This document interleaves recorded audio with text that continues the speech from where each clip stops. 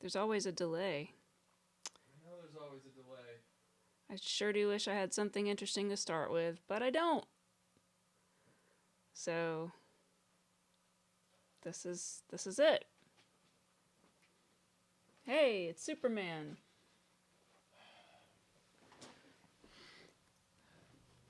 Hi everybody, welcome to the RetroBlasting live stream.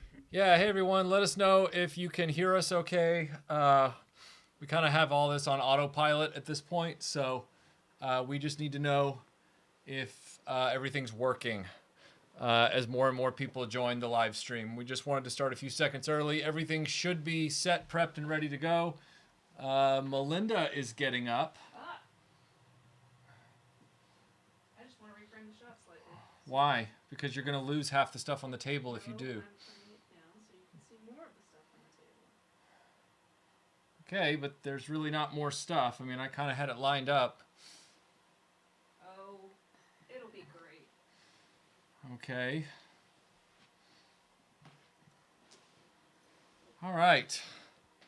Hope you all are doing well. This is our 5th lockdown live stream, I believe. Number 5.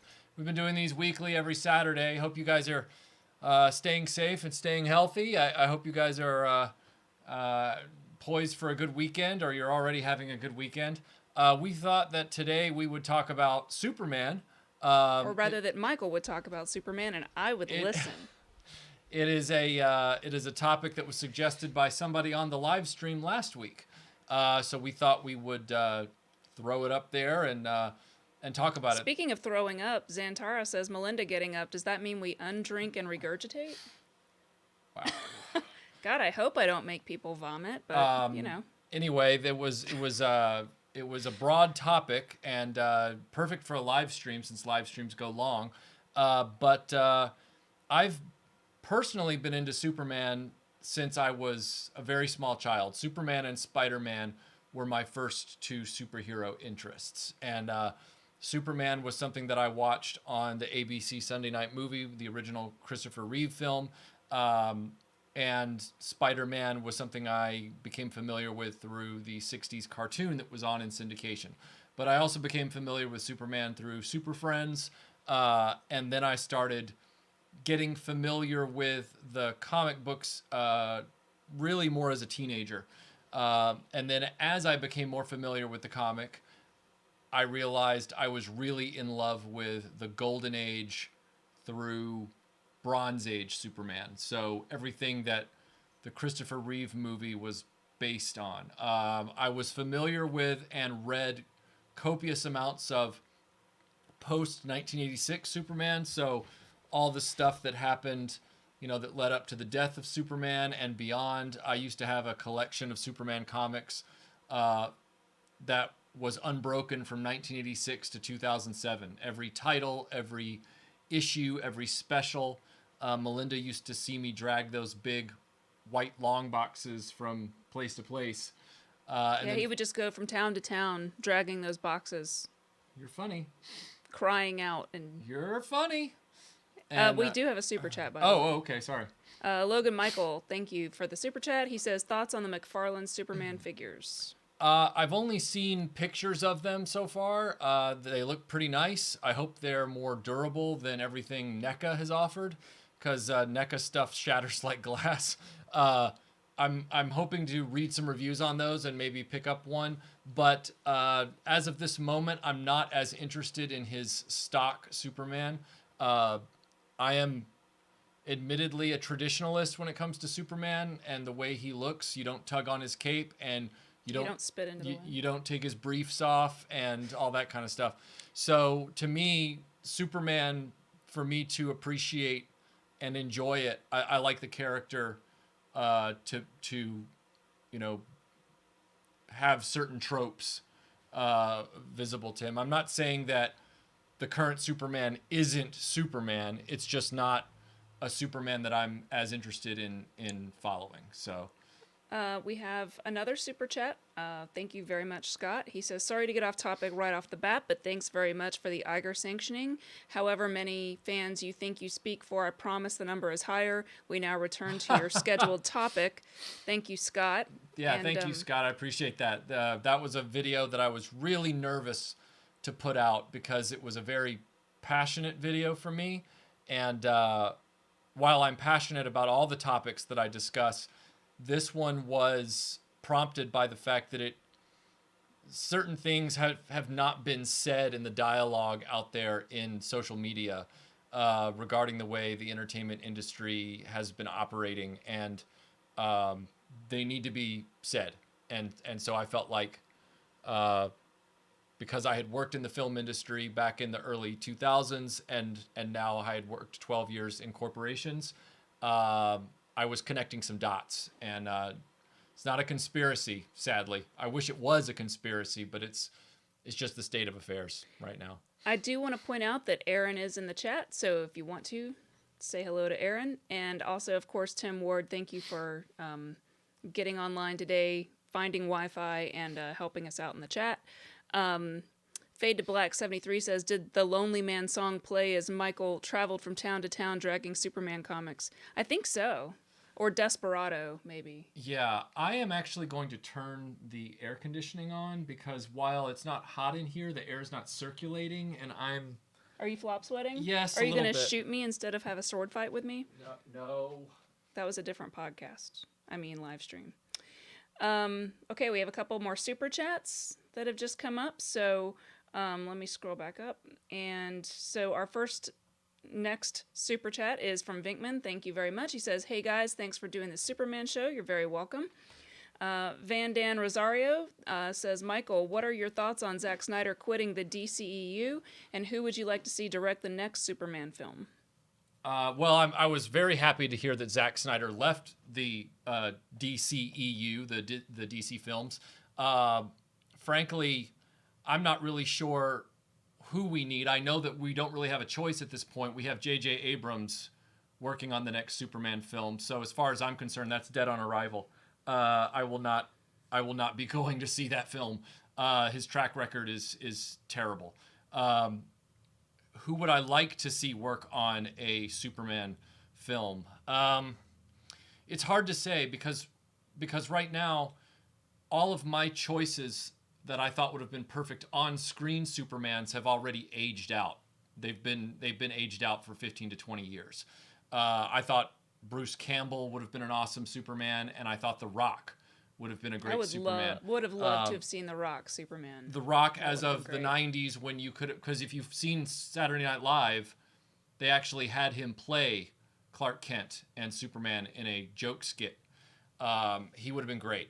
He can deliver cheesy lines and make them awesome, and he has a great charisma. And he's very likable. Just like Bruce Campbell was also Yes. very likable, great charisma. He walked that balance between throwback hokiness but making it cool, and that's what you need.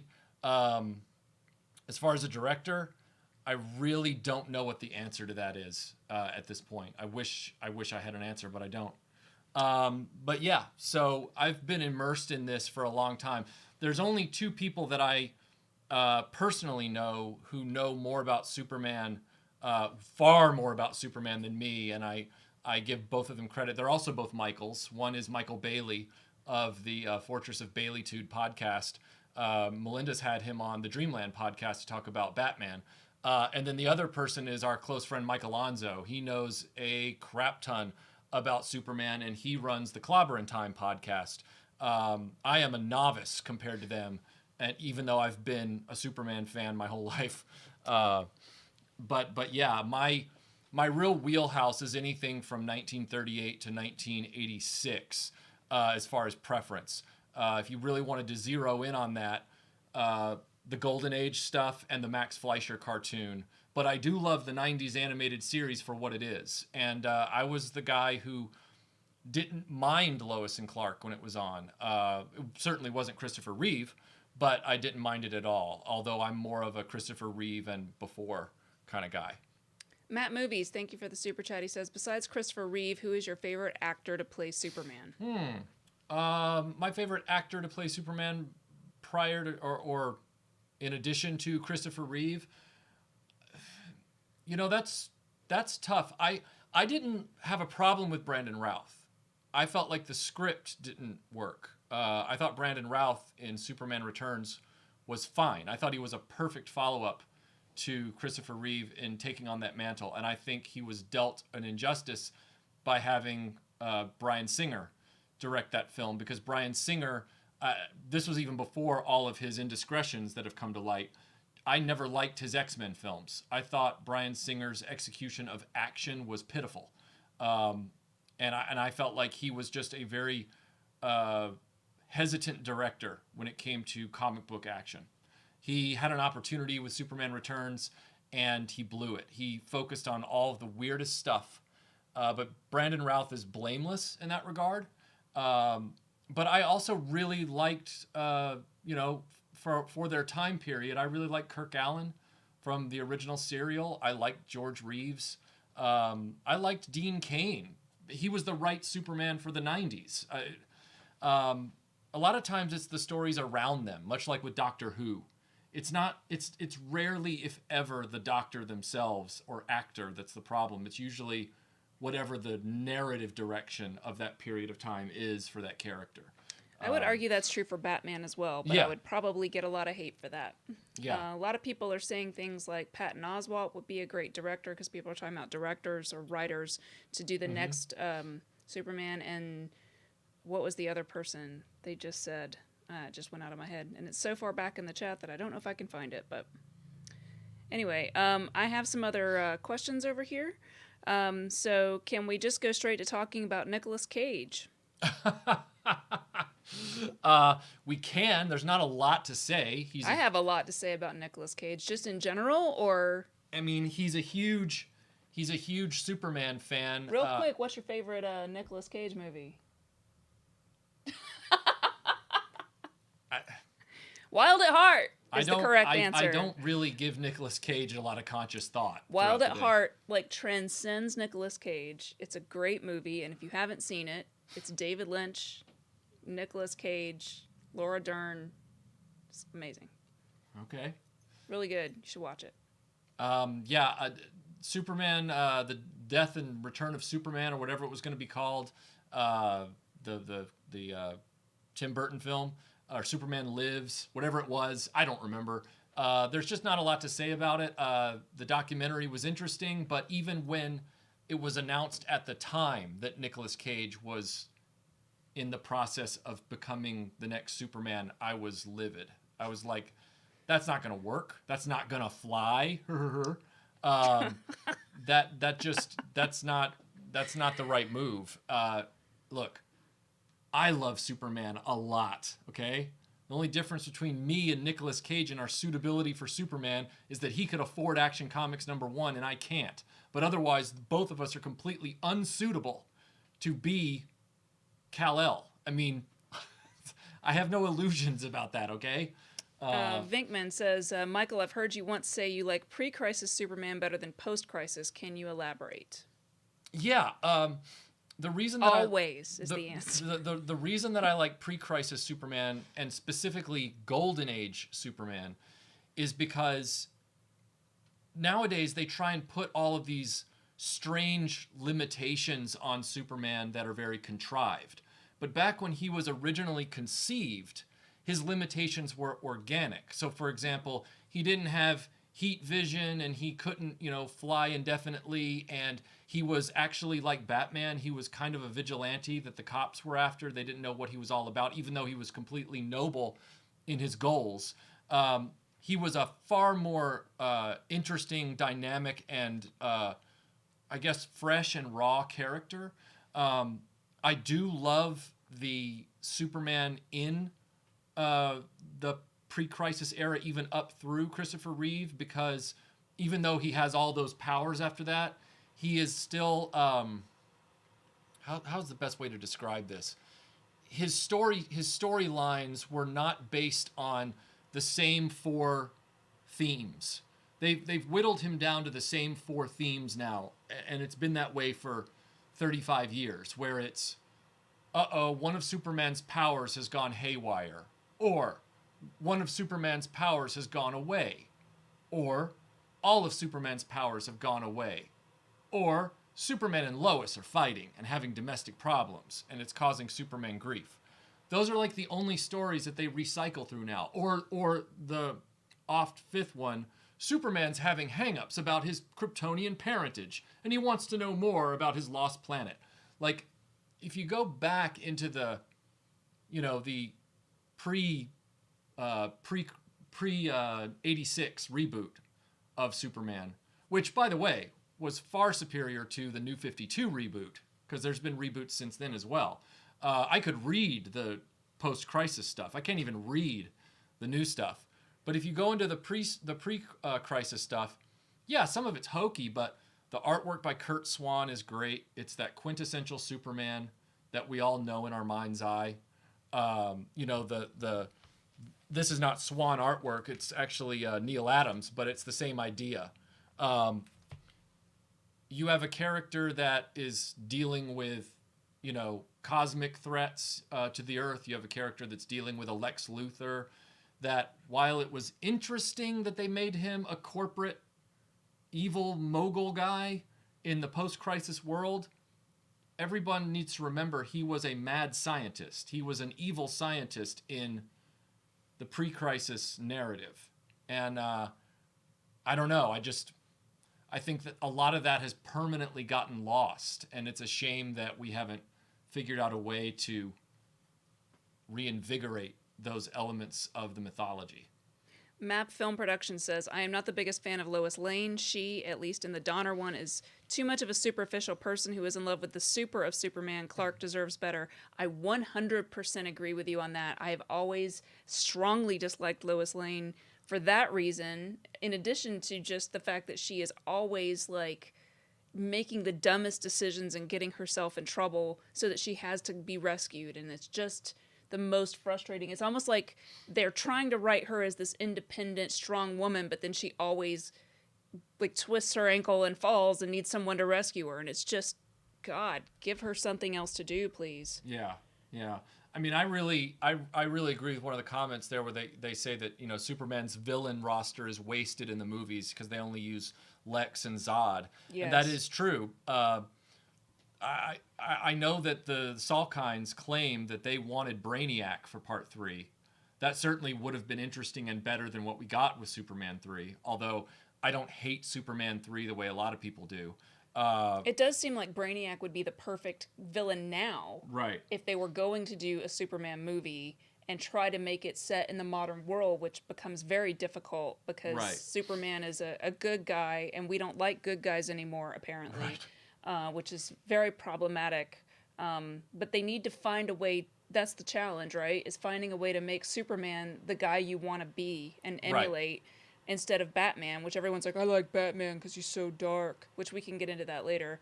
But that's frustrating. Well, that's the whole problem with people's attitudes towards Superman is that people fundamentally have lost the want to aspire to be better. They want people to reinforce that what they are now is just fine.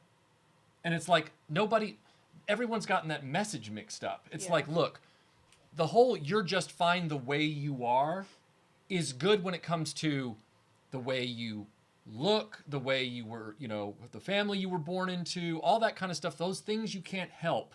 Yes. Right. But when it comes to your moral character and your behavioral characteristics, there's always room to improve. And Superman is an aspirational character. So when I was a kid, I was inspired to look up to characters like that. I wanted to be like them. I wanted to improve. And now people don't want to improve. It's like... No, they also want to be jaded and cynical, which is like, that's really played out in my opinion. So I've really, in the last 10 years, developed a real love for Superman and the fact that people still love to criticize him and say he's too goody two-shoes and he's too much of a Boy Scout, but... And I know we have a bunch of super chats we got to get to now, but that is something that we need to come back to in this conversation. Real quick, somebody says, Melinda, do you prefer Superman or Supergirl. I hate Supergirl. Um, and I can talk about that more in a minute. But we have super chats in the meantime. Brian Bradley, thank you very much for the kind super chat. He says, I recently realized that the scene where Superman saves Air Force One is a nod to the Twilight Zone with the gremlin on the wing, both directed by Richard Donner. Interesting. That's interesting. I didn't know that. Russ, great to see you, man. He says, hi, my friends. Just figured out how to do this support thing. Thank you. We really appreciate that. And then Scott, again, a very kind additional super chat. He says, though I love his work, I think Frank Miller ultimately did a lot of damage to comics, and especially Superman. Now being good-hearted and unconflicted just isn't cool. Everything has to be the same shade of dark, which, interestingly, I agree. It plays into your Iger sanctioning video that you just put out. And so I think it's that whole reflection of what's going on in the undercurrent of society, where people want their fiction to reflect, which is fine, but like when it comes to Superman, it's very antithetical to who he is, and that's why Man of Steel was such a big thing. Like when we went to go see that movie, and Michael, as you can tell, loves Superman, but we went to go see it, and I was the one that was like up the whole night after we saw it. Just I was waking him up every like 5 to 10 minutes going, why did they do this? And that's just so frustrating. He's like, I know, I get it. It infuriated me, that movie. Yeah. It was so hard to watch because they just absolutely missed the point of the entire character. And it's like, if you have that much hatred for the character, then just make a different movie. Right. Well, we talked about how Superman, the mistake they constantly make is they break Superman instead of breaking the world around him.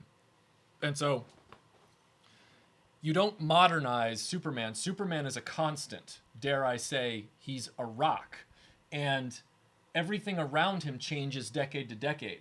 So the challenges of the world, the environment change. The challenges of society change.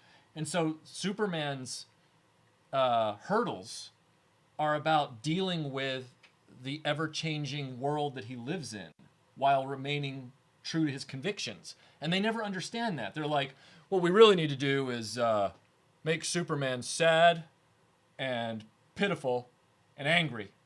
And but see, it's like, that's the point, is that like, and this is the reason, and it ties in nicely with why I don't like Supergirl or any of the, super dog, super goat, super chimpanzee, super tree, whatever the hell they like to bring in from Superman's home planet.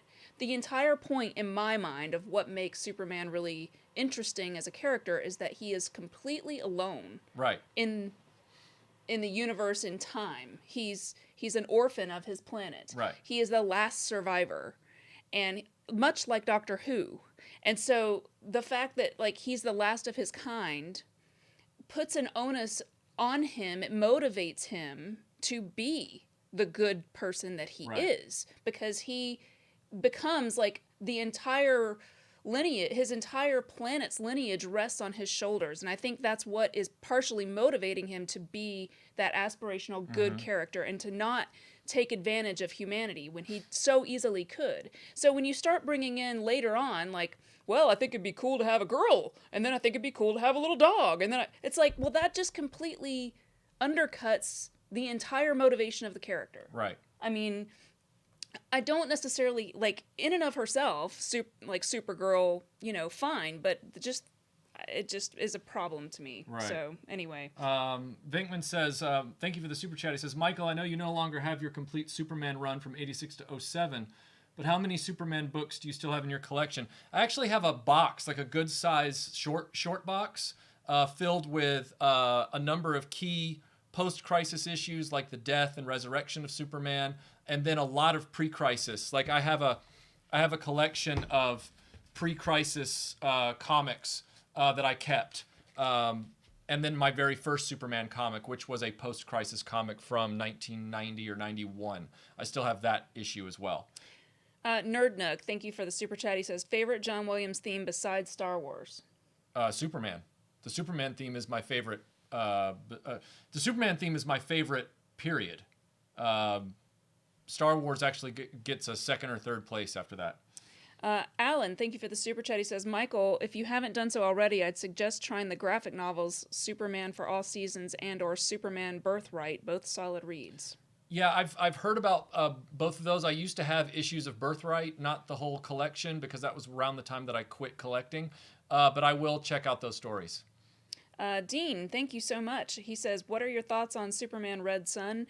I like Superman, but this was an interesting thought experiment. Yeah, thought experiments and one shots like that, what ifs, they're fine. I mean, as long as they're not imposing themselves on the continuity, then they're fine. It's when a story like that, and that story was about what if Superman had landed in Soviet Russia rather than Kansas, and then been brought up as a Soviet child. That's cool.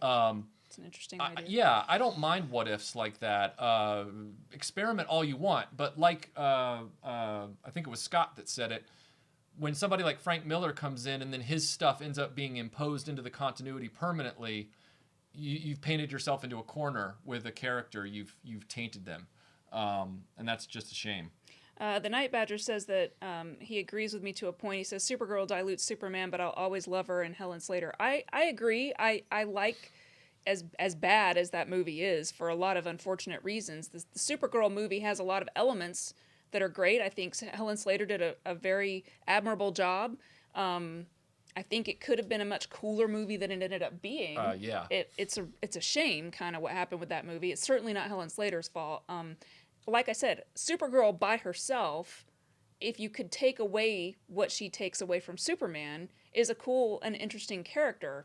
But I feel like, a lot of it is sort of them saying, well, we just want a girl in this costume. I think that's her origin story in reality. And so it's just...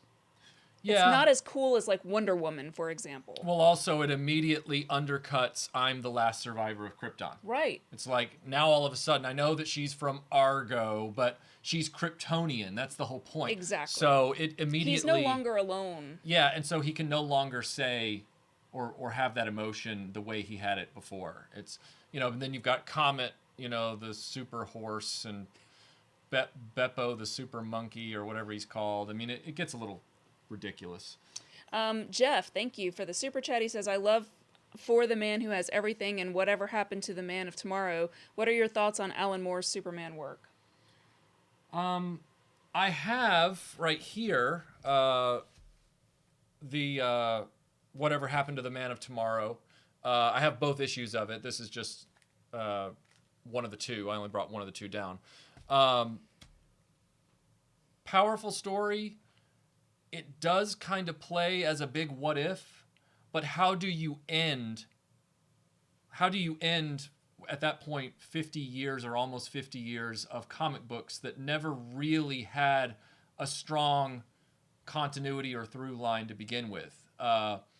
You really can't. And so, when they did this whole crisis thing, they were trying to, in part, update their library of comics to reflect the way stories in comics were being told about these characters. And DC at that point was still very much a throwback for a lot of characters except maybe Batman. So I understand why they did this kind of thought piece with Superman at the end of his vintage run. But if you look at the way the Comics Code Authority and Wortham and all those guys over the course of the 50s and 60s kept imposing themselves on the comic book industry, characters like Superman really didn't have a continuity to break. So, like, the Golden Age Superman is still very much over here, and then the post-war to Silver Age Superman lives in his own bubble. There's not really a continuous thread between them. We got a ton of super chats. Oh, okay. Sorry, I'll be quiet. Sorry. Scott, thank you again. He says, and just by the by, character-wise, the MCU Captain America basically is Superman, so the people who say it can't work have been refuted in real time. What was that $4.99 one? Did we miss that one? No. Okay. It's, Did you listen to the question? Yes, I did. He said, just by the character-wise, the MCU Captain America. Yeah, and Melinda said when we watched The Winter Soldier the first time, she said that was the best Superman movie I've seen in a long time, which is true. Robert Blaine, thank you for the very generous super chat. He says, thanks for all the live streams. Also, thanks for showing love to Superman. Superman is my favorite character since childhood. Yeah. Yeah, I think Superman doesn't get nearly the respect that he should as a character. He doesn't. It's a He real really shame. doesn't. God, I hate the way this thing flips. Like in There just it was. there's a ton of super chats. So Scuba Pete, thanks for the super live stream. Thoughts on Super Friends cartoon? Yeah, I own all the Super Friends on DVD. I did a whole video ironing out the problem with the DVD It's releases. one of our most popular videos. Is it? Yeah. Well, yeah, probably because it's useful. There is a video, if you look it up, it's Super Friends DVD Survival Guide. I'm a big fan of the Super Friends. And I also talked about it on the Superpowers feature video that I did, the two-parter. Okay, so Jody says, sorry, not knowledgeable about Superman. Please explain this pre-crisis and post-crisis. Hold that, though, because I want to get to a couple of these and then come back to that because it's a longer answer, I think. Van Dan Rosario, Michael, who is your favorite Superman villain and why? Oh, my favorite Superman villain is probably Brainiac because he's so complex. Yeah. There's a lot to him. And also because he was played by James Marsters on Smallville. And I love you, James. If you're watching, and I know you're not. I've always enjoyed Brainiac, but I also give tons of props to Lex Luthor for being the original. Michael, what were some of your favorite Superman storylines? Oh gosh, I love all this. I'm a very throwback person. I do admit I love all the stuff. Yeah, you are. I love all the stuff in the Golden Age where he's like throwing racketeers off roofs and then catching them and forcing them to give up the information on their schemes and all that kind of stuff. Those are the kind of stories I really like. I love the Max Fleischer cartoons, like where he's fighting evil scientists that are making big robots. And I actually really like those too. Yeah. I like the simple, straightforward stories like that.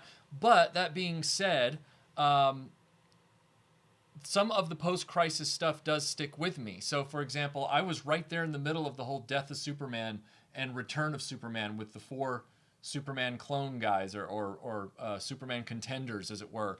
I found that very compelling at the time. I won't back off from that. There were a few stories. I'm trying to remember because I read a lot of post-crisis stuff. It all starts to blur together, and that's why I stopped collecting in the post-crisis world, because a lot of those stories they kept recycling the same tones and themes over and over again. Yeah, my favorite stories are definitely the ones that were from the Golden Age. But if you want to jump mediums, I liked a lot of the stories of Superman in Justice League Unlimited, the animated series, where he was fighting Darkseid, and the one where he and Shazam get into a big conflict at Lex Luthor's ribbon cutting for his low-income housing project or whatever it is. There's a lot of stuff. They all flood together. Okay, now you got to answer Jody's question, and Okay. after that we have another super chat. Okay, so Jody, pre-crisis is everything before John Byrne was hired to relaunch the series in 1986. It was called The Crisis of Infinite Earths, and what it did was it basically reset the entire Detective Comics or DC universe. All the characters... So it was like the New 52 in the 80s. Yeah, and all the characters' comics were narratively reset without the stupidity as they've done in recent years of resetting the numbering. So they reset all of the storylines. They rebooted it. They rebooted it, but they kept the numbering the same for legacy collectors. Before that, Superman was an issue-by-issue character, like a traditional comic book character with very little multi-part continuity going on. It was just the adventure of the month. Matthew, thanks for the super chat. He says Superman Returns versus Man of Steel. Which one is worse? Oh, I would say Man of Steel for sure. Yeah, Man of Steel is worse. Superman Returns is just terminally boring. It's a very boring movie, but at least Brandon Routh was in it. I mean, that was good. And the music was great. What do you think of Henry Cavill, his portrayal of, like, can't... taking apart, like, if Look, you can separate it from the narrative? I don't begrudge Henry Cavill one iota because he's an actor doing his job, and he has not been given stories that I respect. Agreed. So I can't assess that because it's not fair. If he is given a story that I respect and then he does that real well in a costume that I like, then I won't have a problem with Henry Cavill. But so far, he hasn't been in a story that does the character justice. Yeah, I don't really get into the idea of, like, blaming the actor for Right. the bad movie that they're in, because an actor is a person who needs to take a job and Right. frequently don't have any say in the narrative of the film. So Yeah, Superman went back to number one, Joshua. That's true, but they also retitled the other book to The Adventures of Superman. So basically, they started a new book called Superman number one and retitled the legacy book that was called Superman, The Adventures of Superman at 464, or whatever it was. So the numbering didn't change. They did not reset that actual book. They started another book. So let's get that straight. Keith wants to know what you thought was wrong with Man of Steel. What was right with Man of Steel? Let me tell you a quick story. When we were in the movie theater watching it, and there's a scene, just an interstitial in between scene of like a polar bear walking across some ice, and I was like, "Hey, look, it's the best actor in the film." That's the only thing I really remember. That and a lot of explosions. It was far too the first half was far too angsty. Ugh. It was all about Oh, yeah, God, I him just had a hiding in a flashback. closet. Well, the first scenes in Krypton were BS because they were just like Yeah, they were. Sectars, the live action movie. Oh my God, yes. It was so bad. It was like, let's put a sepia tone over everything and have them all riding around on big bugs. That CGI It was the worst so thing bad. I've ever seen. And then you get to Kansas, and it's just a kid with acute emotional problems. Oh my God. Hiding Whiny, in closets and awful. freaking out, and his mom and dad being these dystopian, just kind of apathetic, giving up on life kind of people, which is not who the Kents were at all. And then when you finally get Superman as an adult, he's this wanderer. Like they wanted him to be like Stallone in First Blood and just Yeah, what wander was that? the Pacific Northwest with a duffel bag. And I'm sitting there going, It's okay. like his entire personality was just completely wrong from the get-go. They just don't like this character, and they're Yes. trying everything they can to get away from him. So why do the movie at all? Exactly. It was just a mess. Ask the Blind Guy says, I feel like Captain America in the movies is a better Superman than the current characterization of Superman in movies. Oh yeah, for sure. Absolutely. Yeah. Want to make sure I didn't miss any super chats. Okay. This is a lot harder than it looks. Okay, Frank Reynolds says, Michael, do you have an opinion on the 1978 Superman movie's new sound design for the 2001 DVD? I've heard a lot of controversy about it. People say that certain sequences in the credits are out of sync and certain sounds have been too enhanced. I think that question has largely been answered for us, though, by Warner Brothers' lack of willingness to port the special edition from 2001 over to 4K. So the latest 4K release of Superman the movie is the theatrical, and the special edition is Blu-ray quality only. So that being said, as much as I love some of the sequences that have been added back in, such as him walking the gauntlet in the sewer and all that kind of stuff, I'm now going to be watching the theatrical cut again because that's what's on the best quality master. So I feel like that decision's been taken out of our hands. Do I like some of the other things they did to massage the color correction of his suit? Yes. Added sequences back? Yes.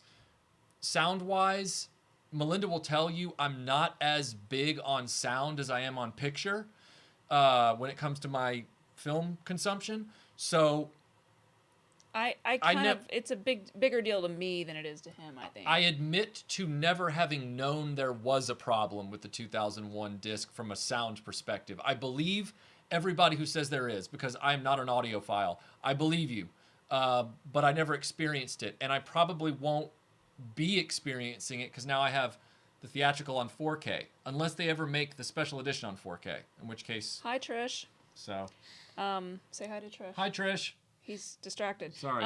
That's okay. Red Letter Media can tell you what's wrong with Men of Steel. Yes, yes, they can. Scott says, all I know is when you have Pa Kent advising his son not to save lives, your Superman movie is effed up. Yes. I would absolutely 100% agree with that. I almost stood up when that happened in the theater. Yeah. All right, Jody says, what would you see as the best Superman movie? Personally, I lost enjoying Superman in all the modern movies, but I still love 70s and 80s Superman, Superman 2, and Superman 3. Superman is one of those characters that while I love him, immensely, there has never been a perfect Superman movie. The closest thing we've ever gotten is the original Superman movie with Christopher Reeve, and it has some epic problems at the end because of the production issues they faced with the Salkinds and Richard Donner and Warner Brothers all getting into a big fight. So Superman, the original, is the most cohesive and consistently toned movie from beginning to end, even with its problems.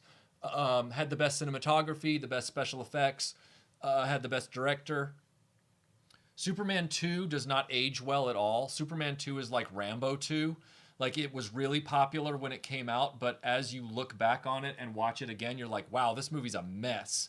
As a matter of fact, I would argue that because of the breakup with Richard Donner, and this is a controversial statement. I'm not saying that what I'm about to say Controversial, you guys. It doesn't imply that the movie I'm about to mention is better.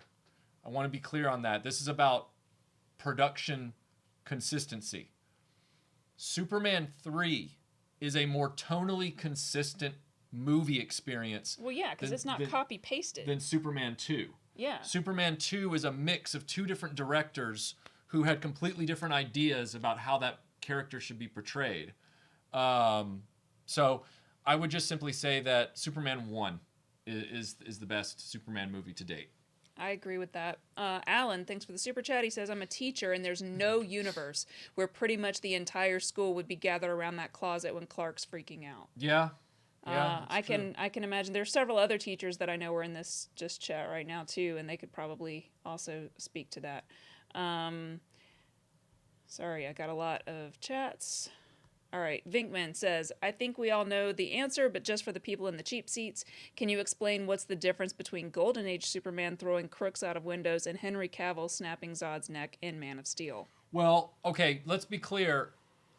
Superman throwing a crook out of a window was a way to get him to talk. He catches that guy. Golden Age Superman also was not.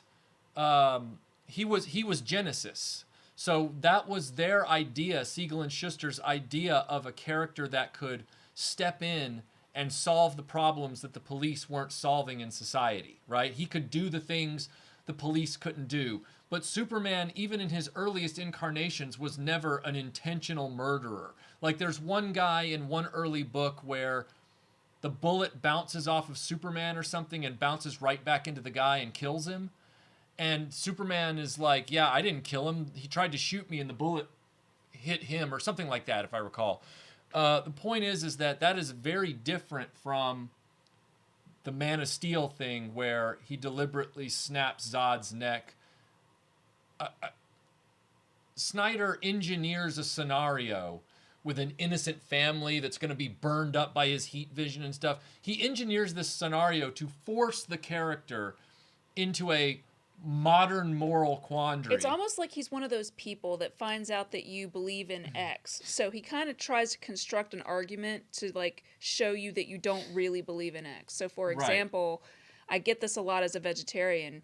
People will try to like, they find out I'm a vegetarian and then they go, well, yeah, but like, what if you were on a deserted island and the only thing that you could eat was this and blah, blah, blah. It's like, that is so not going to happen. Right. That there's no point in us having this conversation. You're not going to prove that my morality is not my morality and what I like is not what I like and what I think is not what I think. So just calm down. But that's what Zack Snyder is essentially doing to all of us who love Superman, is like, we'll see, even when his back's against the wall, he's a horrible person too.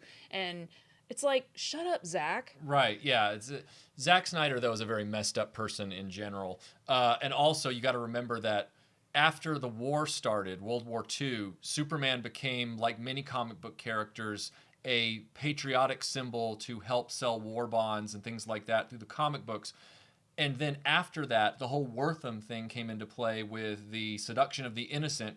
And so to keep comic books on the shelves, they had to make every superhero a golden Boy Scout. People don't remember, Batman was a Boy Scout in the 50s too. Yeah. Like, it wasn't just Superman. Which is why you get like the version of Batman that we see in the Adam West show. Right. it's literally from those comic books that Right. were from that time. Right. And so, like, even though Superman is the one that's been saddled with the Boy Scout moniker or whatever, every superhero back then, Batman, The Flash, Wonder Woman, they were all good little Boy Scouts and Girl Scouts in the 50s and early 60s in comics. But I think you could also make the argument that Superman, more so than Batman, has to be a Boy Scout because he has superpowers. So he has to keep himself in check, and that is his own, it's his self-control. Right. That is one of the reasons we love him. Right. Yeah, absolutely. I don't know how to say this, so I'm just going to read it out. N0U4N. Thank you for the super chat. I just want to call it RU812. Why do you think that they are so into having Superman impaled or stabbed? Superman Returns, stabbed. Batman vs. Superman, impaled. Batman Last Night, impaled, to name a few. Seems like the best thing Superman can do is die. I think writers believe that because Superman is most popularly and archetypally seen being impenetrable, being invincible, being able to block bullets with his chest, and being able to withstand an exploding artillery shell and all that kind of stuff, that if you can see something that manages to literally pierce his flesh, that has great visual impact for readers of the comic. Because I think it's ego. I think they want to be the one that can kill Superman. Right, there's that too, because it became a trend after the death of Superman to just constantly find reasons to kill Superman in the comics. But once they did this and brought him back, it doesn't matter how many times a writer kills him now, it has no impact at all. You know? Doc Fry says, Michael, what do you think about storylines where Clark and Lois are married and or have a child? As I said earlier, that was part of the thing that made me get tired of reading the post-crisis stuff after the marriage. Because in the Lois and Clark era, during the TV show, they synchronized that television show with the comic. Rather, they synchronized the comic with the TV show to make sure that they got married on the TV show at the same time they got married in the comic. After that, all these marital problems became part of Superman's storyline. And I had already read enough of that in Spider-Man that I really was like, I really don't need the same thing in my Superman every month that I'm getting in my Spider-Man. So I wasn't a huge fan of that. I'm not saying that Superman and Lois should stay indefinitely separated, although I will say personally, I always thought Superman and Wonder Woman should have been together. But that's just me. Fan fiction. Alan, thank you for the super chat. He says, so Zod, who is literally bred for combat and trained his whole life, loses to someone who has never even taken a boxing class in hand-to-hand combat. Alan, have you ever seen The Force Awakens? I think you're going to like it. Yeah. I think you're going to like it. You're not going to have any problems with it at all. I agree with you, Alan. I agree with you. Okay, I've got a ton of non-super chats over here that I've been saving up. So, which played a better Zod in your opinion? Terrence Stamp or Michael Shannon? Kneel before Zod or I will find him? I like it when the story is trying to be honest about what it is. I don't think comic books should try to be like literal gritty reality all the time. I will always love Terrence Stamp. I do not think the other guy that played Zod was bad. I thought the script was terrible. Howie says, do you think Superman is losing popularity? Also, I don't agree that modern writers can't write Superman. The writers did fine in the 70s. That was a long time ago. Yeah, the 70s was a long time ago, Howie. You do know that it's 2020, right? We're not in 1981. This is 2020. I want to pretend we're in 1981. Modern writers are anybody who's been part of the post-Superman Returns world. I think Superman still has a lot of popularity. I just don't think that I've seen anyone successfully write Superman in modern times, and that's why I think it would be interesting to see him paired up against someone like a Brainiac, because our entire worlds now are technology, and Brainiac would be a way to show like how we can overcome that dehumanizing force of technology and get back to us caring about each other as people. That's just my opinion, but Alan says, for the record, I began my boycott of Star Wars seconds after they killed Han Solo. Haven't watched anything after that. Yeah, you and me both, Alan. All right, what did you think of the original Superpower Superman and Clark Kent action figures? Well, I've talked about the Superman and Clark Kent action figures on the Superpowers feature that we did. You can look that up on YouTube, RetroBlasting Superpowers. Good catch. Thank you.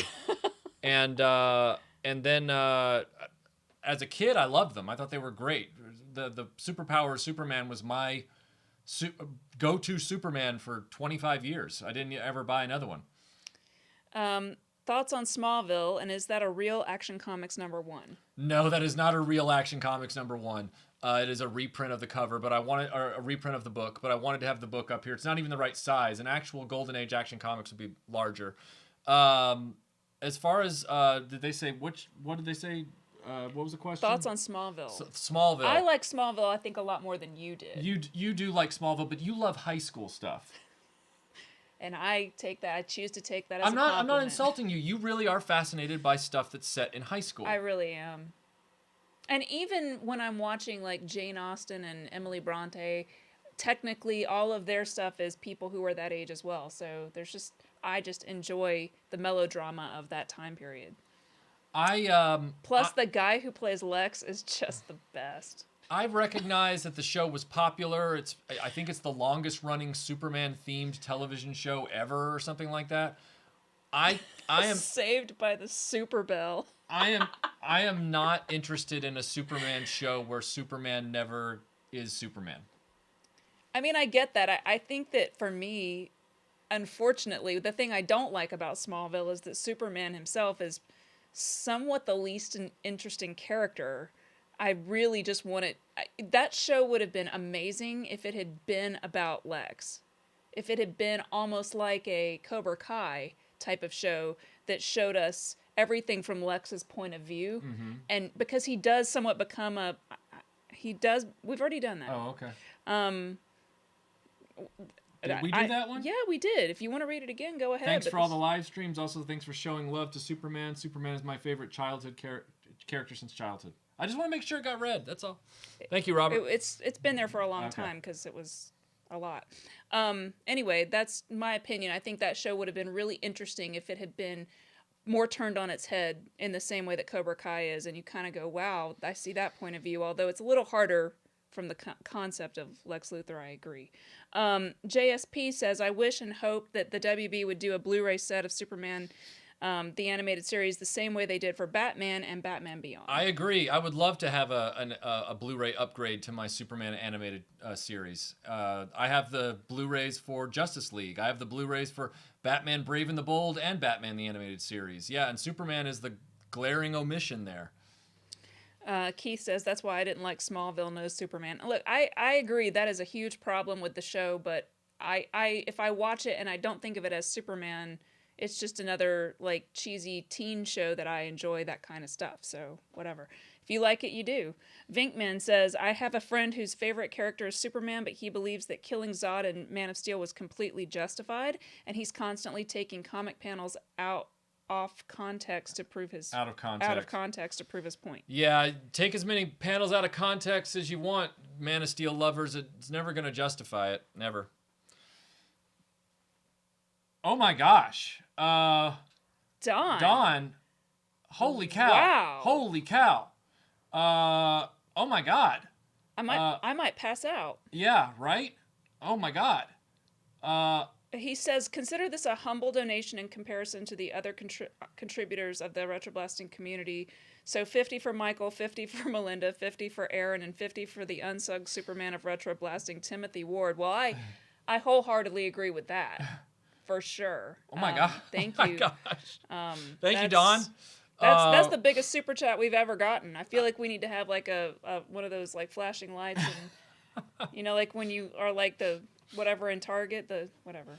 Well, we're glad that we're here for you too, and I just want to thank you also for the words of encouragement that you send us through the RetroBlasting Facebook page. I always enjoy reading your messages, and thank you for being here. Timothy just typed on my private chat that I have with him. He says 415 people watching. Let's see that many thumbs up. Yeah, you know, it's always interesting to see like, you know, thumbs up or thumbs down when we're talking about something like Superman. But I guess once you start to trashing Man of Steel. Some people will like that movie, and that's fine. Look. Here's the thing, guys. Nobody's opinion about a movie can stop you from watching a movie or liking it, or liking a movie. That's what I meant. So like, I could understand somebody. It's like, you don't like Smallville. That's okay. I can still enjoy watching it. Doesn't bother me one bit. I could understand somebody being upset if they knew that if I said Man of Steel sucked, it would immediately erase the movie from existence and invalidate anybody's ability to watch it. If I had that kind of power and I used it like that, I could understand you guys being upset with a person that didn't like a movie that you liked because suddenly it was taken away from you. But my opinion doesn't take it away from you guys. So, Carlos says, I watched Smallville as a kid and enjoyed it. What's your opinion on Allison Mack being a villain in real life? Yeah, for those of you who don't know, she and I think the girl who played Lana, which I can't remember her name, Kristen Crook or whatever, were both involved in a weird sex cult. Very unfortunate, and I mean, somewhat surprising and somewhat not. I listen to tons of podcasts about cults and like the thinking and behavior that goes into all of that because it's just infinitely fascinating to me how anyone can be sucked into that. But yeah, that is a very bizarre story. And when I first read it, I had to fact check it in like 4 places because I was like, "There's no way this is real." But yeah, it's very messed up. So all right, I think I got a few more down here. Doc Fry just gives us a super chat for, I guess there's no comment. There's just thank you, Doc. Thank you, very very kind of you. Edler says, I just came in. What was that about a sex cult? Yeah, there are 2 of the leads from Smallville were part of a sex cult, and just very very weird. You have to go Google that. I'm not going to talk about it in depth here. Up and away. This says Crook wasn't involved, but she attended the course. Well, she was kind of involved. I think she's the reason that Allison Mack got involved. From all the stuff that I read. Oh, I thought it was the other way around. I thought, or maybe it was that way. Yeah. Yeah, and she wasn't nearly as involved for sure, but she was in there at least a little bit. Now I don't know if she got branded like Allison. Right. Anyway, let's see. Speaking of Superman's powers, what is the deal with that cellophane Superman 2? Are you talking about? Cellophane Superman. He's talking about the S in the movie. Cellophane S. Where sorry. Superman throws the S. Yeah, again, that's Richard Lester not knowing what Superman's about and not really caring. He wasn't a comic book guy. Like from everything I've read, because I haven't bothered to watch them yet. His Three Musketeers movies are fine, but he had no relationship to comic books. He was of that generation that literally was around when comic books began, and he didn't care about them as a kid.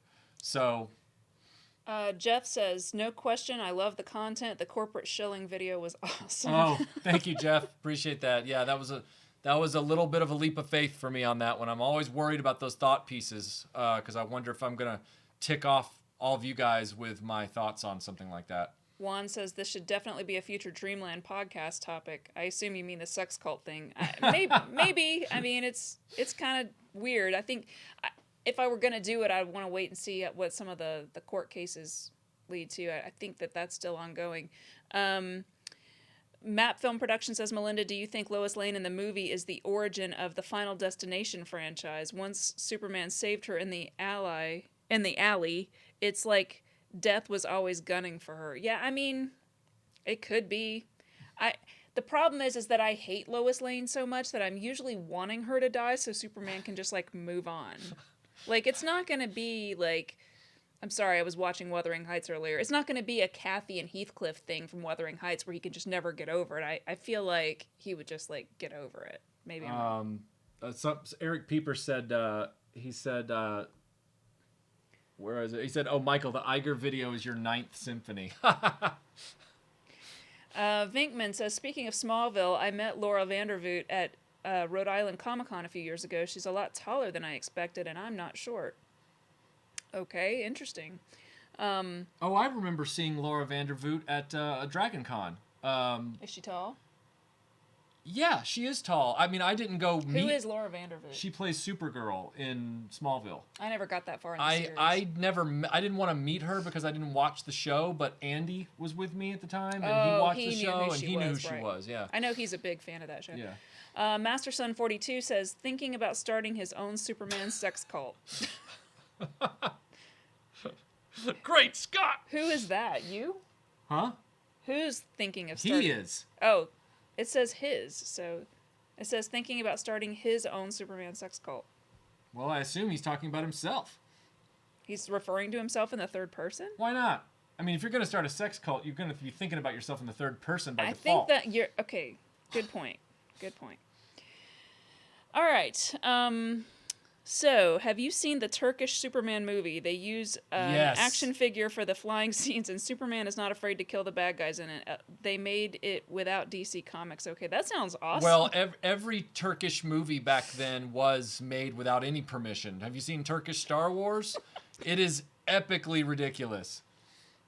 Joshua says, careful, Melinda, you're really going to get fans upset with your opinions on Wuthering Heights.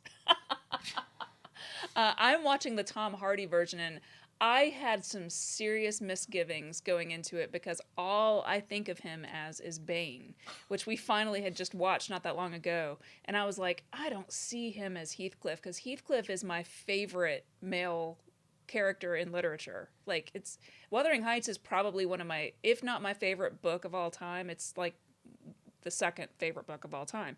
And you really have to be special to be Heathcliff, but man, he is nailing it. I gotta say, I'm in love with it so much that I'm probably going to like start it over again and rewatch the whole thing as soon as I finish it, which is happening right after we get off this live stream.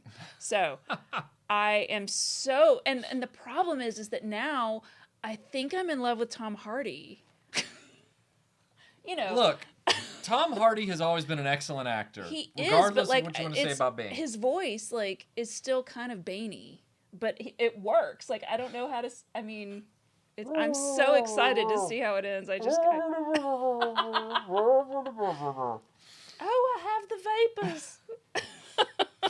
All right, Doc, thank you for the additional super chat. He says, thoughts on whether Superboy should exist? Should he just become Superman? Love the channel.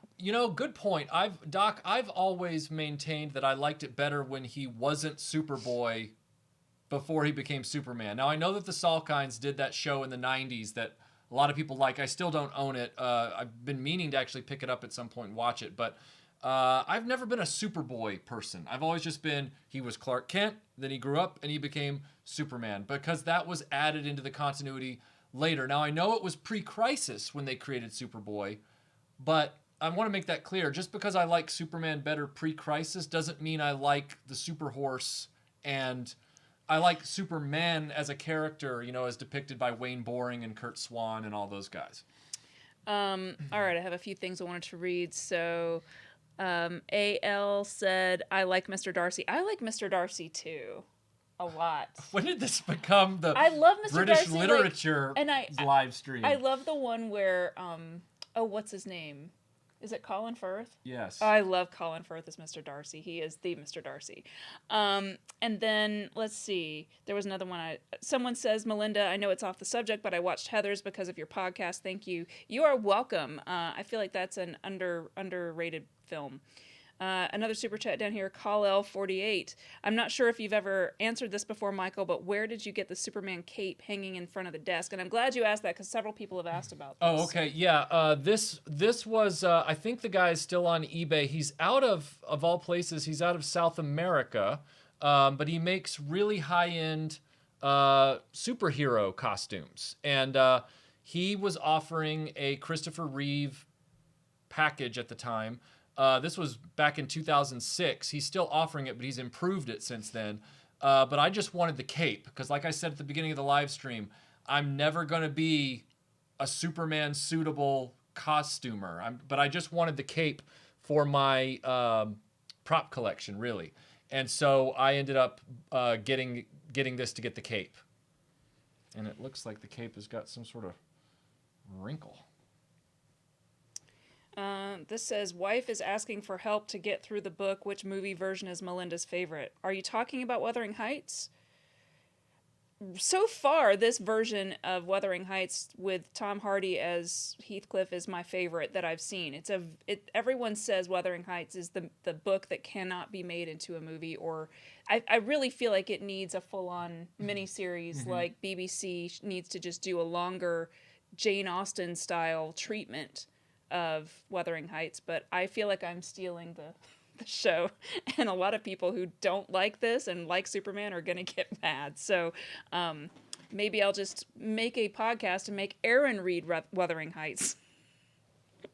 Hey, look, Michael's getting up. That'll make everyone happy. Let's see.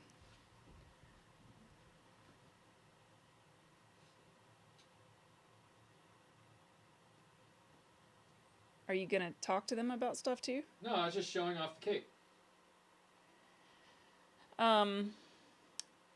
Zantara, thank you for the super chat, says, what did you think about the Superboy TV show? Seasons 2 through 4 are great fun, and they have who I think is the best Lex Luthor and actor Sherman Howard. Have you seen that show, Michael? I just said I've never watched it. Okay. At some point I plan to, but I just haven't gotten the DVD yet. Jason Anderson says, man, I step away for a little bit when everything is Superman, and I come back to the Jane Austen hour. Technically, it's the Bronte sisters hour. But yeah, so let's see. Would Clark Kent be a YouTuber now instead of a reporter since newspapers are dead? Well, Michael is, and yeah, I used to be a newspaper reporter for a daily newspaper. I was promoted to the city desk, and I was nominated for Atlanta Journalist of the Year by the Atlanta Press Club. That is not a joke. And I went and did the newspaper reporting thing, inspired by Clark Kent and a Jimmy Stewart movie called Northside 777. That was why I went and got a journalist degree as a master's. And yeah, I have become a YouTuber because there's more independence and you don't have to put up with bureaucratic corporate nonsense. So let's see. The cape is nice, but I don't remember it having an S on it. Oh, no. Okay, so the real Superman has a yellow S on his cape. Unfortunately, most filmmakers and most animators and most comic book artists even now don't want to be bothered to put the yellow S on the cape anymore, so they leave it off. But the mark of quality, the mark of real Superman, Everyone is having going, an S oh, on his now cape. you got it. There is a yellow S on Superman's cape that is part of his classic standard visual package. And if it's not there, then I check out. That's why the Superpowers figure is so great, because the yellow S is on his cape. I have spoken. This is the way. DC Frank says that incredulous look on Michael was priceless. Need that image every time Michael is going on a rant now. Yeah, you know what though? I feel like I would be the person to ask that question and then feel like, because I think I said the same thing. I was like, because I don't know all of the long history of Superman either. So, anyway, does Michael collect the Superman animated series toy line? Yeah, I actually have.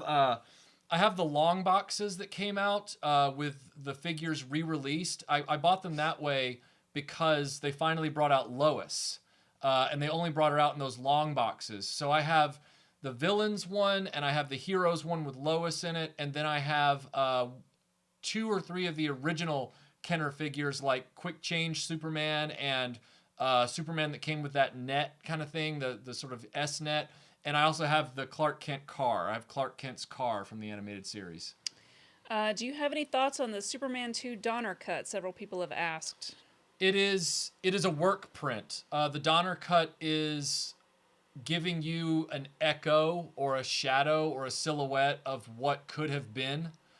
But you also have to watch it with the understanding that Superman 1 would not have had the ending that it had because it aped the ending of Superman 2 so it could complete the film in time. Superman 2 would have been reworked by Donner at some point if he had been asked back. because he used his part 2 ending on part 1. You have to watch it with a very academic mentality. It's not something that I sit down and watch. It's something that I watched as a intellectual exercise, but I can't watch it as a completed experience. Winston, very cool name, by the way, says, "Hey, Michael and Melinda, been a big fan of the channel for 8 years. I wanted to ask you guys what you think of Power Girl. Also, what do you think of the pre-crisis Earth 2 comics? Thanks for everything." I'm kind of meh on Power Girl myself.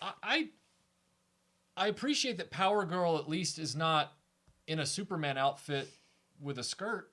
Like, that it's True. a different character. I just feel like after a point, like, it's just there's like all these different sort of carbon copies of like Wonder Woman. I To guess me, they're all like Wonder Woman. The thing light. about that though is you got to have multiple female characters in comics, just like you have multiple males. And Sure, but and like they started getting more diverse, like, and different from each other when you get to Sure. the 90s. They're just not different from each other. My point is that Power Girl, right? If she's in a group book like Justice Society or Justice League or something like that, right? And she's on the cover with the group, and you don't really check in that much about her origin or whatever, then she becomes a unique character visually.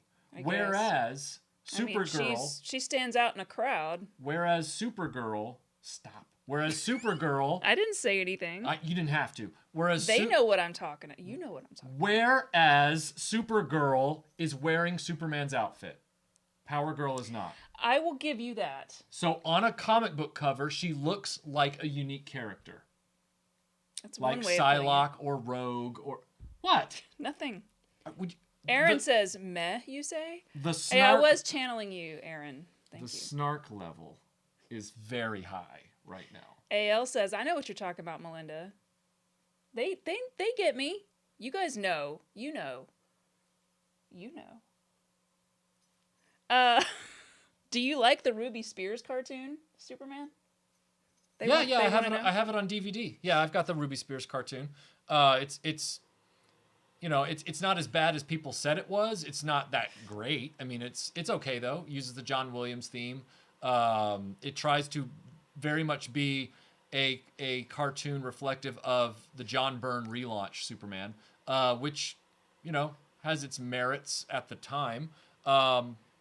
My two Superman cartoons are the Max Fleischer and the animated series that extends into Justice League Unlimited. Just to point out, I'm not body shaming Power Girl. I am just saying that she, as far as I know, I'm not an expert on her, but she's just sort of a carbon copy of Wonder Woman. That's my actual problem with her. I feel like she was conceived of by a male person for obvious reasons. She's not an actual person who happens to have large boobs. As a person who does, I can say whatever I want. Hey, instantaneously watch this live stream get demonetized. You ready? Watch it. I didn't say anything wrong. Anyway, so let's see. I think that Brightburn was a better movie than Man of Steel. Thoughts? I don't know that movie. I was Brightburn. Was that's not the one with Will Smith, is it? I don't know. Okay. I haven't watched a lot of modern content lately because I've been working on so many things that involve me watching MacGyver, Robotech, Combat. I've been involved in a lot of retro stuff. What do you think of the Tarantino assessment of Kent Superman view of humanity from Kill Bill? Oh, Carradine's speech. I mean, I think that scene has merit. I do like those movies. He talks about how Superman is always Superman. The costume is him hiding as a human being. And that is a compelling reversal on most superheroes.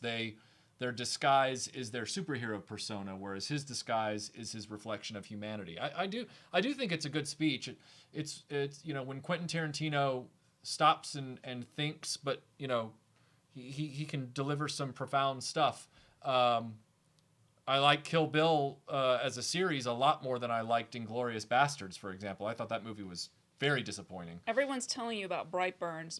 Brightburn is like a Superman horror movie, and basically is it's an evil superhero kid. So Oh, well. if Superman were an evil kid and had all of his powers, I guess that's what the movie is about. Okay, well, there was something else with Will Smith that was on streaming. I can't keep them all straight. Yeah, I mean, I'll watch it at some point. Sure, when I get some time. Sounds fairly dystopian. Don't think you're gonna like it. Yeah, probably not. Thunder Robot says, I like to think that Clark Kent's clothes go into the belt buckle, that it is a Kryptonian suitcase based on Phantom Zone tech. Oh, that his suit and everything would do that. Well, I mean, if you want to think that, that's fine. I just think there's a lot of abandoned blue striped suits laying all over Metropolis. I'm surprised there hasn't been a news story about that. Although, in the pre-crisis age, he had a secret pocket in his cape that he would stow his stuff. But it's like, what about your shoes? Like, that would kind of drag. Why isn't there like a bulge in your cape from all that stuff being, in the inner pocket of your cape? It's like a bag of holding. Right. D&D, where right. you just it's infinite. It's like a TARDIS. Right. It's a bag. Right. Yeah. It's bigger on the inside. All right. What are your thoughts on the recent Crisis TV event when they visited Clark Kent? He hadn't become Superman on that world. What? They did this whole thing where they brought in a bunch of different versions using the actors from all the different Superman incarnations. They did a Crisis of Infinite Earths on TV with the Supergirl, Green Arrow, Flash shows. And I only read news stories about it. I don't watch that stuff because like I said, I'm constantly down here working on stuff. I'm a content creator Morlock, guys. And so until somebody compels me to do a video about those television shows, it's probably going to be a while before I watch them. Jura says, rank Superman artist, Kurt Swan to me is the best. You? Kurt Swan is the best. Kurt Swan is the best by far. Then after that, it's Garcia Lopez. And then after that, I guess you can take your pick. I mean, some people like Wayne Boring. Some people like Neil Adams. Some people like John Byrne. But to me, it's Kurt Swan and Garcia Lopez. Let's see. Are you fond of the radio drama? I don't think I've ever even. I've only heard snippets from the radio drama. I've never sat down and listened to that yet. Let's see. I'm trying to delete all of these older ones so that I don't get confused. Have you read the comic Superman Speeding Bullets? Clark becomes Batman other than Superman, but still has his Superman powers. Neat Elseworlds comic. I haven't read all the Elseworld stuff. There's so much content. Superman is a lot like Star Trek or Star Wars. There's so much content. You could spend your entire life trying to consume all of it just in that one character or franchise and never finish it all. Which is why, like, even with my toy collecting, I try and do core samples, as I call them. Unless I just really, really like something enough, like with the case of Star Wars, where I want the whole vintage collection. When it comes to something like Transformers or Ninja Turtles, I just want the basic characters. And so same with Superman's mythology. There's so much content that a lot of times I avoid reading all the what ifs because there's still so much of this that I still haven't read. Tim Ward says it's a great one-shot comic. I can send it if you like. Oh, wow. Sure. If you could have one superpower, what would it be? Mine would be turning water into wine. That would be a handy trick. I think I would love to have, it would be a toss-up if you could only pick one. It would be a hard choice between invulnerability and flight for me. One or the other would be fine, but it would be hard to choose between those two. Flying or invulnerability, which to me, what? I'm trying to think of what mine would be. Because to me, invulnerability lines up with like Wolverine and Deadpool. Even though it's more gritty regeneration, it's still the fact that they can't. Has always been a superpower in either form, and then flight has always been a cool superpower. I definitely would not pick flight. Why? Because I'm scared of heights. It would You be wouldn't be. Yes, I would. Wait. You wouldn't be afraid of heights if you could fly under your own power. Yeah. No. Something could go wrong. Like what? You miss out on your happy thought and you go I falling out of the pass sky? out and then I just fall through out of the sky. Like, what if Superman's flying along? Not Superman, but like if you could fly and you weren't Superman and you like, you know, had a stroke or passed out for some reason because the oxygen up there is like really thin, and then you just fall to the ground and that's awful. Right. Physics exists, okay? Have you ever been to the Super Museum in Metropolis, Illinois? Yes, we have, Howie. Yes, we have. Yeah, we have been to the Super Museum. As a matter of fact, we had a video up about it, and then it got pulled down because of copyright, because we were in the museum while they were playing something, and Warner Brothers copyrighted what they were playing that was in the background of our footage. Yeah, pretty lame. David, thank you for the super chat. He says, thank you for a great show. Back episodes have been a big help during the New York lockdown. You're welcome, David. You're very Wow. welcome. Yeah, absolutely. Let's see. Howie says, you don't have to fly that high, Melinda. I just have no interest in that whatsoever. Just zero interest in flying. Let's see. I saw one a second ago. Epic Jason says, Melinda, thoughts on Tom Hardy as Eddie Brock / Venom? I think it was a better casting decision than Eric Foreman, although I can see Red Foreman as Green Goblin. I haven't seen any of that, so I can't comment on it. Have you seen any of the Venom stuff? I've only seen the trailer for Venom and a few scenes. The special effects look pretty spot on. I might see it, though. I hear it's a good movie. Because I've heard it's a very good movie. Yeah.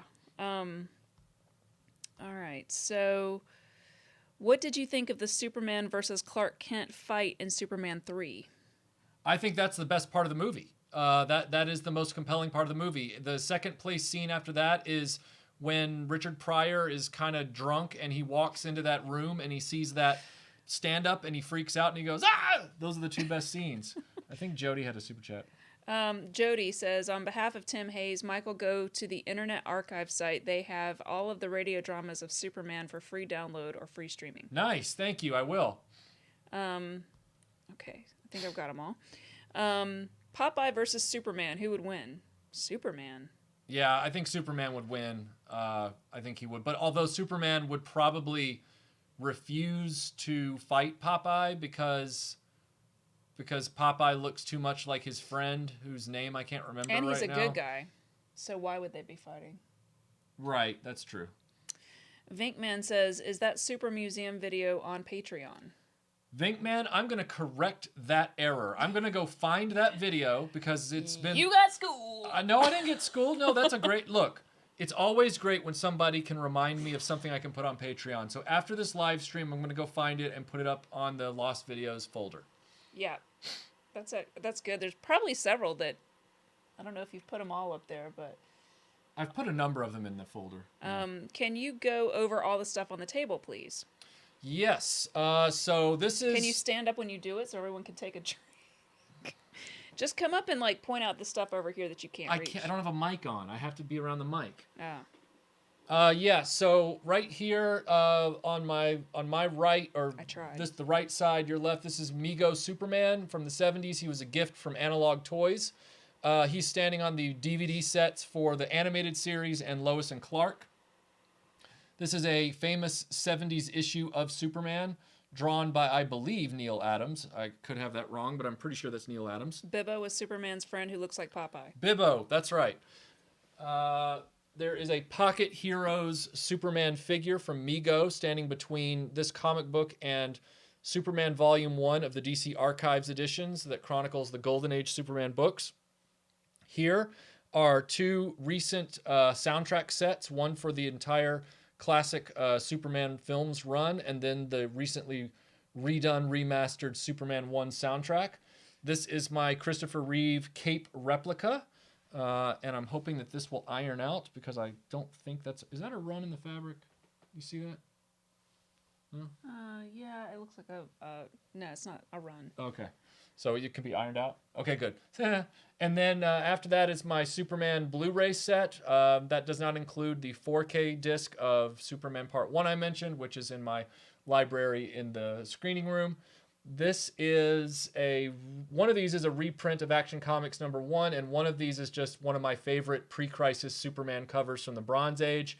And then you have the Superpowers figures, you have the DC Universe Superman figure, and then you have DVD sets for the Kirk Alyn serial and the George Reeves TV show. All right, so a long time back at 1:04 p.m., so a long time ago, Jason asked, how is the Iger sanctioning doing views-wise? The last time I checked, it was headed towards 6,000 hits, which puts it squarely on a strong average for our channel. I would love to see it shared more and get more traction, but I am happy that it's doing well and not bombing. I don't know how else to answer that question. Imperial Mort says that wasn't spinach. He just says it is so he doesn't get arrested. I was not aware of Popeye's extracurricular habits. Yeah, well, you learn something new every day. The Bronze Age of DC Comics says that the Iger sanctioning needs to be expanded into a documentary film. It already kind of feels like a documentary film. Yeah, it was actually. I thought it was quite a long edit. And then I had to edit in an extra 30 seconds the day of launch yesterday. So I got up yesterday morning and put 30 more seconds in. So. Let's see. Why doesn't Superman wear his glasses at the end of Justice League when he's with normal people? Why do a lot of things in Justice League happen the way they happen? Justice League is a product of the Zack Snyder vision for the DC Universe, and that is why these kinds of nonsensical problems occur in those films, and why I don't own those films and have no interest in revisiting them. Could Nuclear Man be a great reboot idea for a new film? Nuclear Man being what he was in Superman 4, I think he's better left there. But hey, if you can make a buck off of it, buy the rights and try it. Apparently, Iger is at 5912 views. Oh, cool. Hulk versus Superman, who really wins? Well, there's this awesome video series online by a guy who's a very talented digital animator. He's been working on it for years. He modeled Christopher Reeve into a 3D model, and he has Christopher Reeve as Superman fighting the Hulk in the desert. And he's been doing it in multiple chapters. And every time he does a new chapter, the CGI or whatever continues to improve. I'm waiting to see what the outcome is on that video series. It might already have been finished. I'm not sure if it's concluded. But yeah, that's a really hard thing to say. I think the Hulk's anger would get the better of him, and Superman would stay clear-headed, and Superman would be able to, corner the Hulk, incapacitate him, flick him off into space, something like that. If I was a betting person. Jera says, best Superman story, whatever happened to the Man of Tomorrow. Okay. That's this one. Jairus, I mean, that's a great story. It's definitely one of the best. I don't know if I could put a pin in which one is the best Superman story ever. There are just so many that I've enjoyed, and they, like I said, they melt together in my memory. Michael, is Superman worthy to lift Thor's hammer? Well, by that reckoning, I suppose, yes. Yeah, I mean, if you're going by MCU rules and Captain America can lift Thor's hammer, then yes, Superman would be able to lift Thor's hammer because of his purity of spirit. Though I don't like it. Melinda doesn't like the Captain America lifting the hammer thing. I don't like it. I like Captain America. I know. And I like Thor. I just like Thor a lot. And I'm not saying his films are great. I'm just saying I like that character. And so I feel like he got shafted in that whole series. I understand. I won't go on the rant, but I could, and you would listen. Alan says, Bendis wrote Nuclear Man into his recent reboot of Superman, and Nuclear Man got killed off by the new garbage tier villain, Rogol Zar. Man, that sounds like it needs to be in Star Wars. Rogol Zar? I'm not familiar with Rogol Zar. Let's see. Melinda's superpower is super sass. I think you said that earlier today, didn't you? I said snark. Oh. But... Close enough. Like the character or like the character. I like the character a lot. The actor is fine. I'm not, you know, big giant muscles are not necessarily my thing. It's just more that I think he's an interesting character. Well, she also loves all of that European mythology. She loves all that Nordic mythology. I'm on a Marth. I'm wearing all kinds of Viking related things. I've always loved Vikings and all of their mythology. I've read a ton of their actual myths and things like that. So I think that's probably why I really like Thor. And so I'm a little bit protective of him. So when I saw the movie, you know, we saw the last one and, you know, overall it was pretty good for what it was. But I was like, Michael didn't expect my strong reaction to it, that I feel like he just really got short shrifted. And I'm not saying that because he got fat. I'm saying because his character arc is just a flat line. It doesn't. Anyway. All right, Vinkman, what are some Superman toys you always wanted to see that never got made? I still want a Daily Planet building playset. Oh, that's a cool idea. Yeah, I would also love to see like a Main Street Metropolis playset with, you know, the 3 villains from Superman 2 where all the stuff can get broken and busted and, you know, trucks that you can throw action figures into. I would love to see a Superman 3 playset of the robot complex, the computer complex with the, you know, all the ray guns and the evil robotic lady that gets, you know, made from the robot. Richard Pryor's character. There's, you know, an evil Superman would be a cool figure. I'd love to see. I know they've made one for Sideshow or Hot Toys or whatever it is. That's not. I don't count those for kids. You know, I'd love to see that. Yeah, there's a lot of stuff like that I would enjoy seeing. Timothy has typed in my notes that Wonder Woman lifted Thor's hammer in Marvel DC crossover series. I don't doubt it. I'm sure that that's not something that's unique to the movie. I'm just saying, especially the way everything else in that movie played out, it just felt like not only did Thor not have a cool arc or go anywhere, but then also his one claim to fame of being able to pick up that hammer was then also taken from him by Captain America, which was just like the final nail in the coffin for me liking that movie. I just liked the way it tied back to the Age of Ultron where they're all at the party. And Captain America if you really love Captain America, which I don't dislike him at all, then you're gonna walk away from that movie happy. But if you're the thing is that they're brothers in arms. No. So yes, they are. It's not enough. I don't like it. All right, you're never gonna convince me. Fine. What do I know? It's not like I've read any of these comics. I'm just saying what I like. I'm just talking about what I like. I'm not saying that I'm right, and I'm not saying anyone else should agree with me. I'm just a wet behind the ears acolyte when it comes to this stuff. What do I know? I'm gonna lick your face. No, you're not. Carmine Word says, Melinda, you should totally dress up one stream in a cool Viking outfit. I don't have a cool Viking outfit, but I do have a cool Viking sword, because I do love to collect swords. And I have a really cool one upstairs. I used to have like a lot more like battle axes and all kinds of stuff, but that over time has been lost to me. But I do still have several cool Viking swords. So maybe. Scuba Pete says, great hard work on the Iger sanctioning. Have a nice order in pizza and wine date night for you and Melinda on us, Pete and Leslie. Oh, well, thank you, Scuba. So much. Appreciate that. Yeah. Ooh, I want pizza tonight. I know, I do too. We can eat pizza while finishing Wuthering Heights.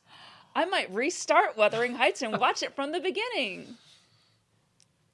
Keith says, lick his face. Oh, I will. No. All right. I think I saw several questions. Okay. Michael, where did you get the red Superman shirt you're wearing? So now talk about your shirt again for those. I know you've talked about it before, but people may not have seen it. So this shirt, people have seen me wear it in the Superpowers video and a number of others. Keith actually made a custom action figure of me in this shirt, which is funny.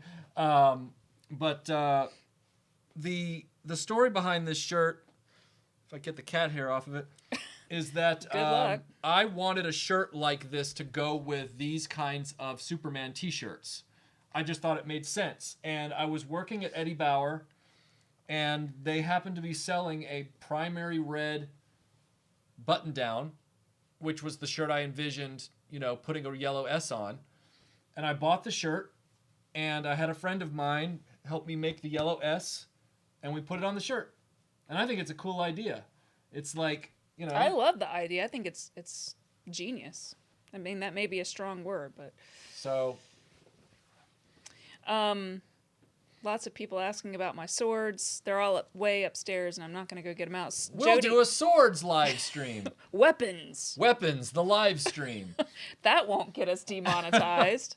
I mean, if you're worried about me talking about boobs, Jody says best Lex Luthor representation in media, movie, or cartoon. Okay. I guess for me, even though I said earlier, what's so funny? Jackie says Mike already has a superpower. It's his withering stare. Wuthering. And also, real quick, somebody said, you're going to watch the movie instead of reading the book. I've already read the book. I'm a huge fan of the book. Oh, yeah. Melinda's Wuthering got Heights. that covered. It's my favorite book. As much as I love the mad scientist Lex Luthor, I will admit that in media, not including the comic, the best depiction of Lex Luthor for me has been the animated universe Lex Luthor that goes from the Superman animated series through Justice League Unlimited. That would be my answer. So if Thor were in Wuthering Heights, Melinda is more than happy? I think that would be weird.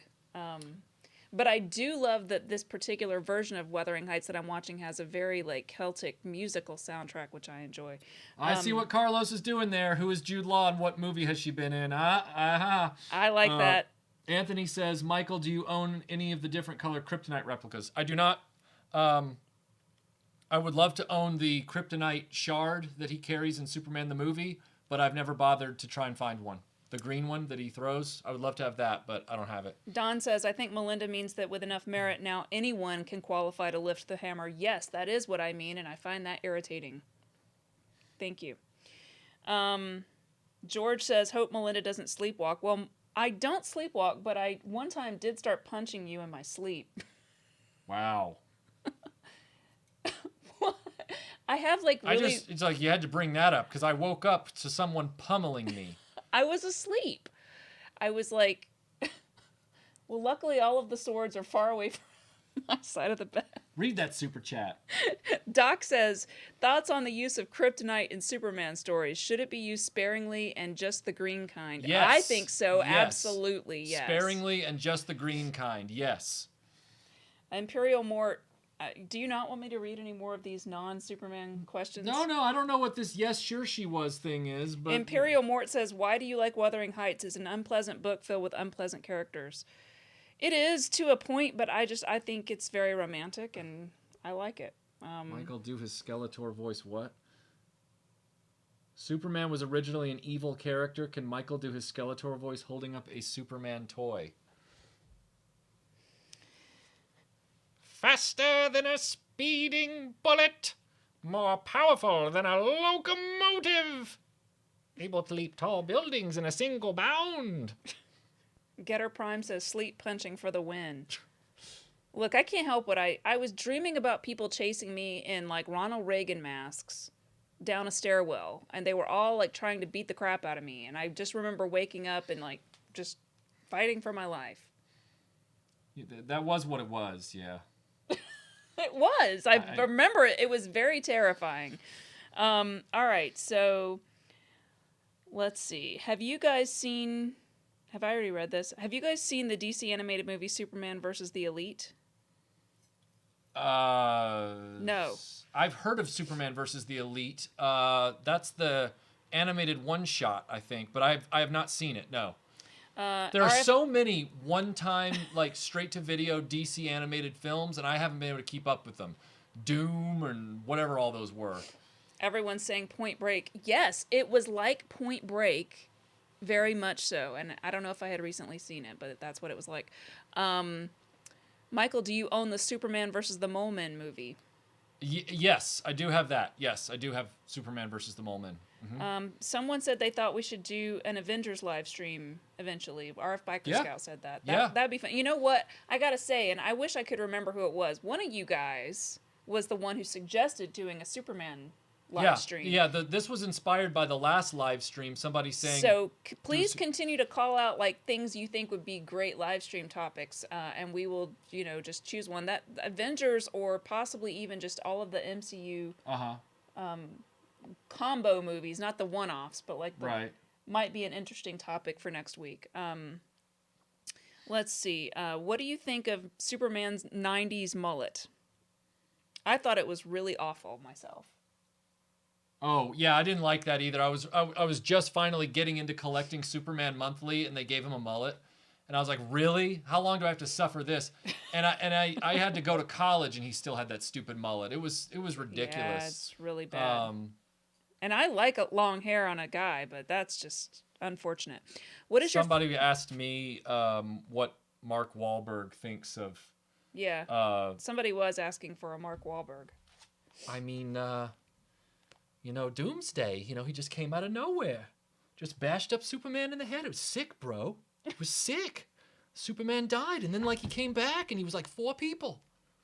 Messed up, man. Michael, tell Melinda you appreciate everything she does for you. I appreciate everything you do for me. There's no sarcasm there at all. Does it give you goosebumps when Superman gets angry in the film after Lois dies? Not me, mostly because I just really don't like Lois, and I do not buy their love for each other. I've never understood why Superman likes her.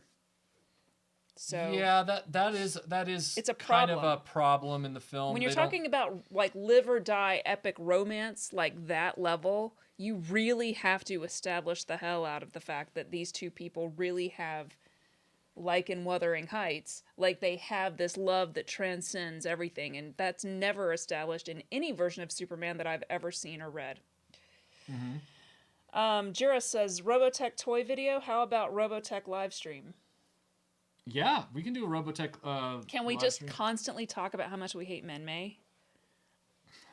Because I will. Yeah, I would have thought that my friend Gregory Peck would have been a perfect Superman. But they never cast him, and well, we didn't have the effects back then. Michael, can you buy Ronald Reagan mask and a shield to duel Melinda with her sword collection? Oh my God, really? You just want me to live out my nightmare? Okay. Monkey Boy, thank you. He says, thanks for the Wahlberg. Imperial Mort says, Melinda has to sing all the Men-May songs. My boyfriend's a pilot. I don't know how the tune goes. It's pretty terrible, though. Let's see. What is your favorite run of Superman comics? Did you already answer that?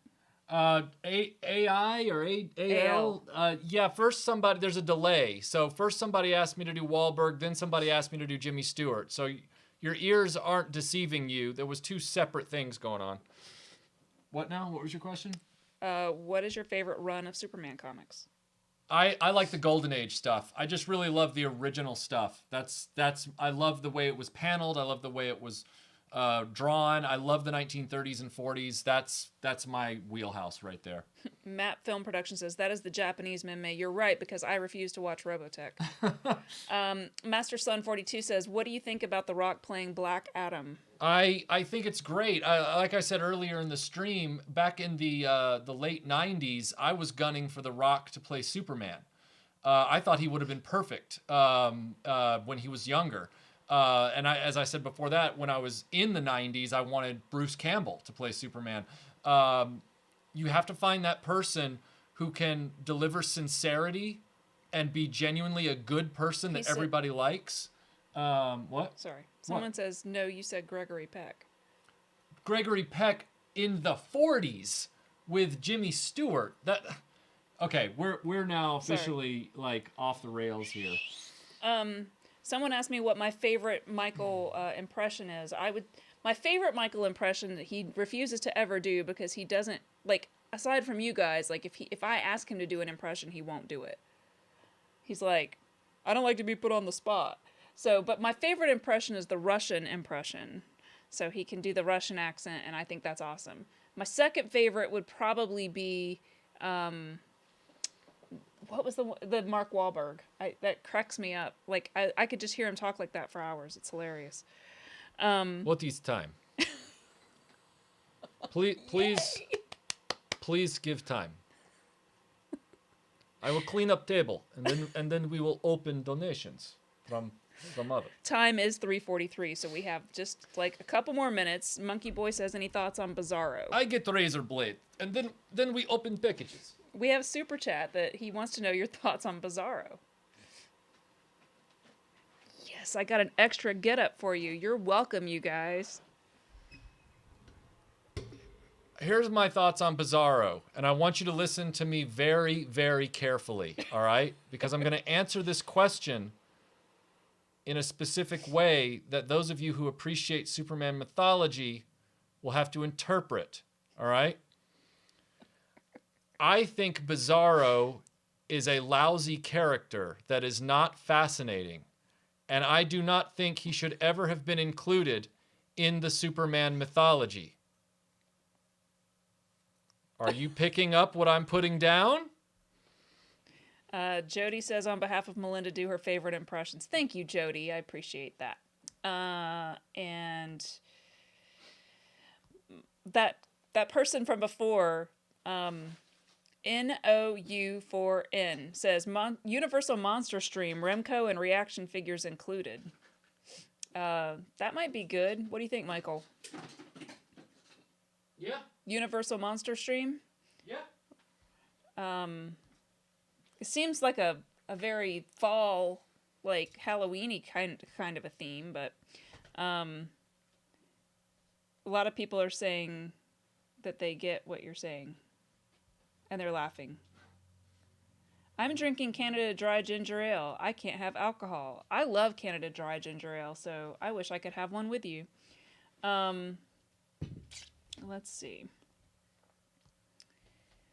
Vinkman says, it wasn't a mullet, it was long hair like Duncan MacLeod of the Clan MacLeod. Michael Bailey has my back on this one. All right, well, I mean... It still doesn't look good. It just kind of doesn't go well with the costume and the character, in my opinion.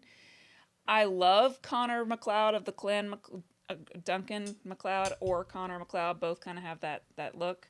But Duncan MacLeod kind of has like a little bit of a mullety thing going on too, I believe. A really annoying character, Dana Sterling. Oh, well, yeah, totally. Clobbering Time. Hello, Mike. Good to see you here.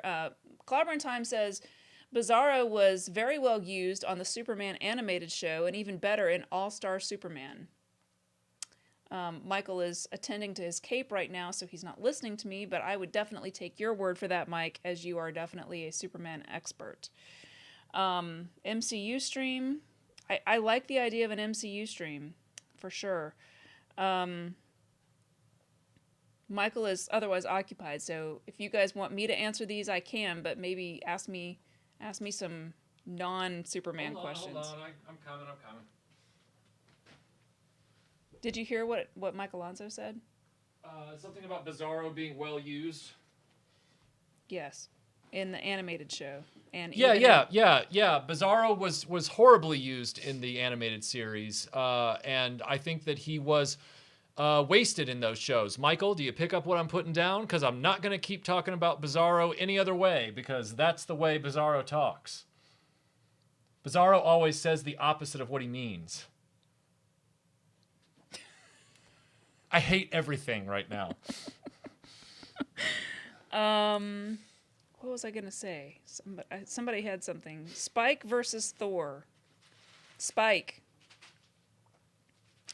Jonathan Rowe, your thoughts of Superman Blue and Red Electric? Oh, that was when things really started to jump the shark with the Superman comic, and I did read it. I collected it, suffered through it, but it lasted way too long. It was almost as bad as the whole Spider-Man maximum clonage thing.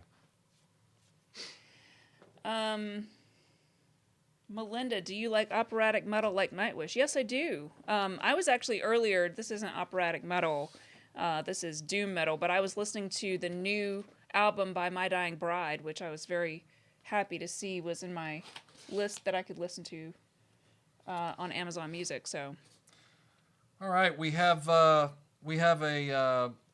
box here that seems to include vintage Terrahawks figures.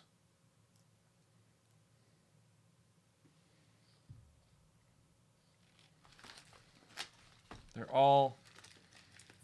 Doc says, belated thanks to Michael for the recommendation on the X-Wing stand. I purchased one a while back, and my childhood X-Wing now looks glorious. Also, thanks to Melinda for recommending the Dollop podcast. Good stuff. Yeah, the Dollop is awesome. Wow, look at these.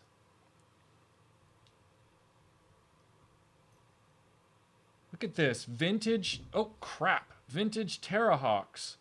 Travels with Jason says, great, you like them. I guess he sent them? Jason did? Yeah, look how cool they look. It's always funny to me how these don't have, like, who sent them, but Travels with Jason, thank you. Thank you for the super chat. These are amazing. My Dying Bride, like Gods of the Sun, great album. It is a great album. My favorite is probably Turn Loose the Swans or The Angel in the Dark River. But I like most, not all, but most My Dying Bride albums. People are loving the Terrahawks. JSP, thank you for the super chat. He says, I can't find your mailing address on your site. It is P.O. Box 2385, Woodstock, like Snoopy in Woodstock, Georgia 30188. Yeah, and if you guys ever need, just email us and ask us for our mailing address, and we'll send it to you. That is Captain Scarlet's Colonel White, not Terrahawks. Oh, okay. Well, thank you. Monkey Boy, thank you for the super chat. He says, you guys are just the best. Oh. We try. They're saying not Terrahawks, not Terrahawks. Oh, Okay. well, I guess because I didn't recognize them. Sorry, I'm not... Captain Scarlet figs. Captain Scarlet figures. Apologies. I've never seen them, so I have no idea. Yeah, sorry, I didn't have a frame of reference. I thought these were Terrahawks, but, you know, again, I don't know everything. I'm learning as I go. Finkman says, I don't have a problem with people disliking the long hair. It just bugs me when they call it a mullet. Same with forgetting the hyphen in Spider-Man. This one says Terrahawks. This says Bondi Popey Terrahawks. So these two guys right here must be Terrahawks. And these must be Captain Scarlet, and these two are Star Trek. So there. Travels with Jason, who sent these, says only two are Terrahawks. So you weren't wrong. Well, I was wrong, and I'm fine with that. Because I don't know. Excellent. They want to zoom in, so I'm going to get up and zoom in for Just everyone. remember to put your hand behind them. No, I'm going to zoom the camera in. Oh, you're going to operate the camera. I am.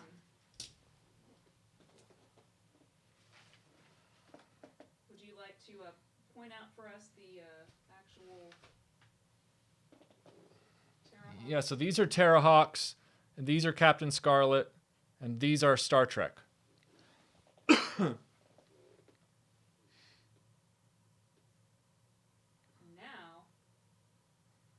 will zoom in even more to the very limits.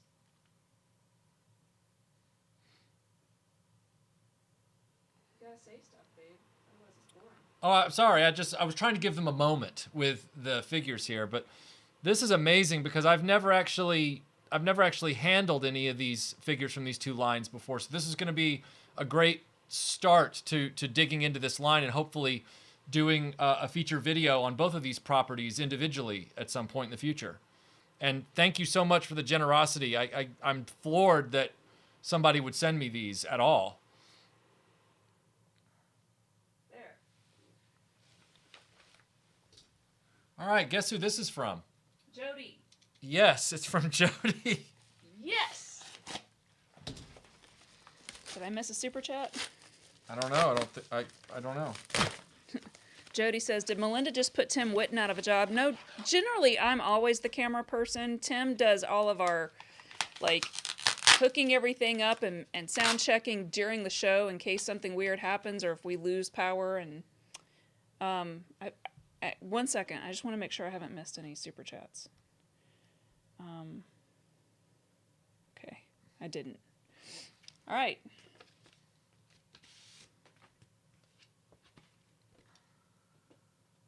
This is a small contribution from my Grimmy collection. Where is my Grimmy, by the way? Your Grimmy is over on the flag. And then the other one is over with the Avengers, because I didn't have anywhere else to put him.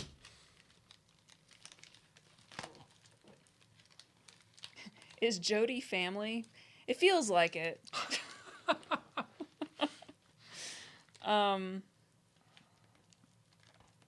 Jody is the Father Christmas of RetroBlasting. That is the truth.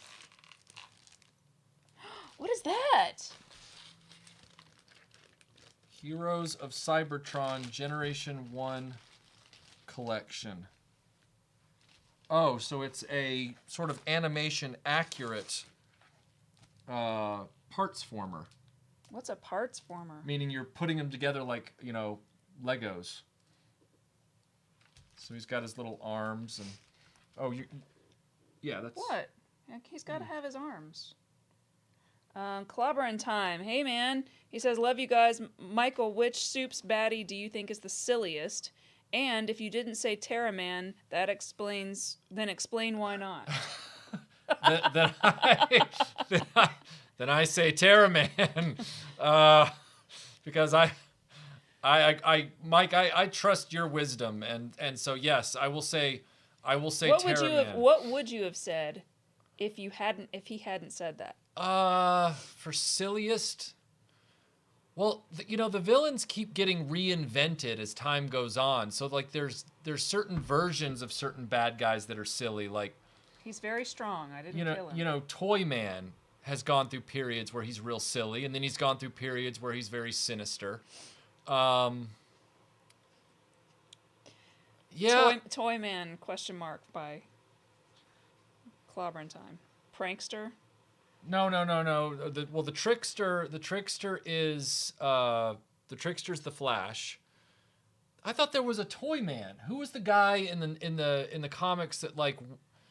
Hopefully you're not asking me. They made him super dark at one point in the 90s, and he was like murdering children, and Superman couldn't stop him from murdering kids.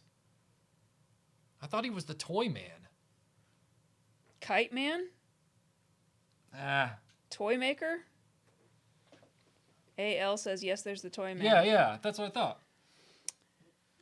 I'm just thinking of a terrible band from the 80s called Dangerous Toys. Wow. And then there's the Puppet Master movie series. That's all I'm thinking of. Everyone says there is a Toy Man. Yes, so. ha. Animated series Toy Man was seriously creepy. I kind of remember that. Yeah, I just remember there was a time when Toy Man wasn't creepy. He was just really goofy. And then they changed him to try and give him some more agency. But yeah, so Thank you, Jody. Yeah, thank you, Jody. All right. Somebody earlier in the stream mentioned Brave and the Bold, even though I know it's Batman, but I do love that show. Almost as much as I really like that Spider-Man show. Oh, Spectacular Spider-Man. Spectacular Spider-Man. Probably because it's high school based. I actually like the new Spider-Man movies, though, and a lot of people don't, so... Whatevs. Super Friends had a Toy Man also. Oh, okay. There are several different versions of Toy Men. This is from Jason Pittman from Pop Culture Emporium, and he has sent... Teasin' Pleasin'. That's right. That's the song by Dangerous Toys. People were saying, is that Jody's card art? No, he said that it was from the eBay seller, I think is what he said. Boy, this has seen better days. Card art on the message. Oh, the card art on the message. This. Got it. Jason has sent me a project. Yeah, it looks like quite a project. If anyone had bleach anymore, we might be able to fix it. I'm just kidding. If you guys love Batman Brave and the Bold, you should check out Justice League Action. It's very similar, lots of fun. That's from Mike Alonso. Justice League Action? Yeah, I'm not familiar with that, but I definitely on your recommendation, I would check it out, Mike. It's you definitely know the tone for sure that we would be looking for. The Atari 2600 Superman game was epic. Have you played it? And I saw that question earlier. Have you played the Atari Superman game? Yes, we own it. I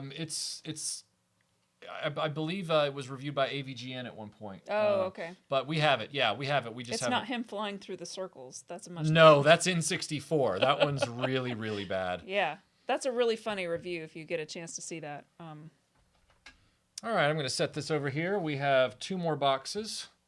That's going to be an interesting, fun project, isn't it? Yeah, I think Jason wants me to try out the repair panels that he designed for the wings. So maybe it's more of like a repair how-to, but yeah, I wonder how much I can affect that particular X-wing and get it back to its old glory. Did Jason send that X-wing from Vancouver, Canada? I just saw one like it in a Value Village.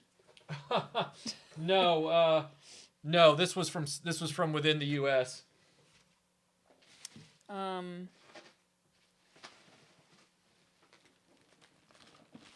Aaron says he even sent you a door for a lean-to hermitage. This right here? I don't know what he's saying is the door to a lean-to hermitage. Somebody has sent a Back to the Future DeLorean of some kind. Wait, what? Did I miss Scuba Pete's great suggestion? What do you say? I don't know. There's so many chats. Analog Toys. Hey, thanks for joining. Michael would say hello, but he's focused right now. Say hello to Tony, dear. Hi, Tony. Oh, wow. This is the, somebody sent the levitating DeLorean. Kind of like your lamp. Oh, nice. Yeah, the levitating DeLorean. That's cool. That's awesome. It looks like it's even made out of metal. I'll be setting that up today to see how that looks. That's cool. That's really cool. That's really cool. Who sent that? I'm not sure. There's a lot. You guys. There's a lot of identity issues with some of these. Scuba Pete suggested Don join Patreon. Got it. Yeah. Right. So did you hear me say that Tony from Analog Toys? Yeah, I is said hello, okay, Tony. Okay, because everyone's saying hello to him. So as everyone should. He's much more famous than we are. Well, he's also much more charismatic. He's much true. more handsome. He has those things. What are they called? Arms. He's just, I have arms. Well, he's got like arms. Oh, I see what you're saying. Like arms. Rarms? Arms. Okay. All right. Last. Isn't he also Australian? He is British, Australian. I can't figure it out because he's lived in both places. Tony, what are you? You're some kind of superhero, it seems like. Oh, dude. Okay. Master Son 42, you sent the DeLorean. He sent the DeLorean. Thank you for letting us know. Sorry, because of COVID, okay, I took the DeLorean bubble wrap thing.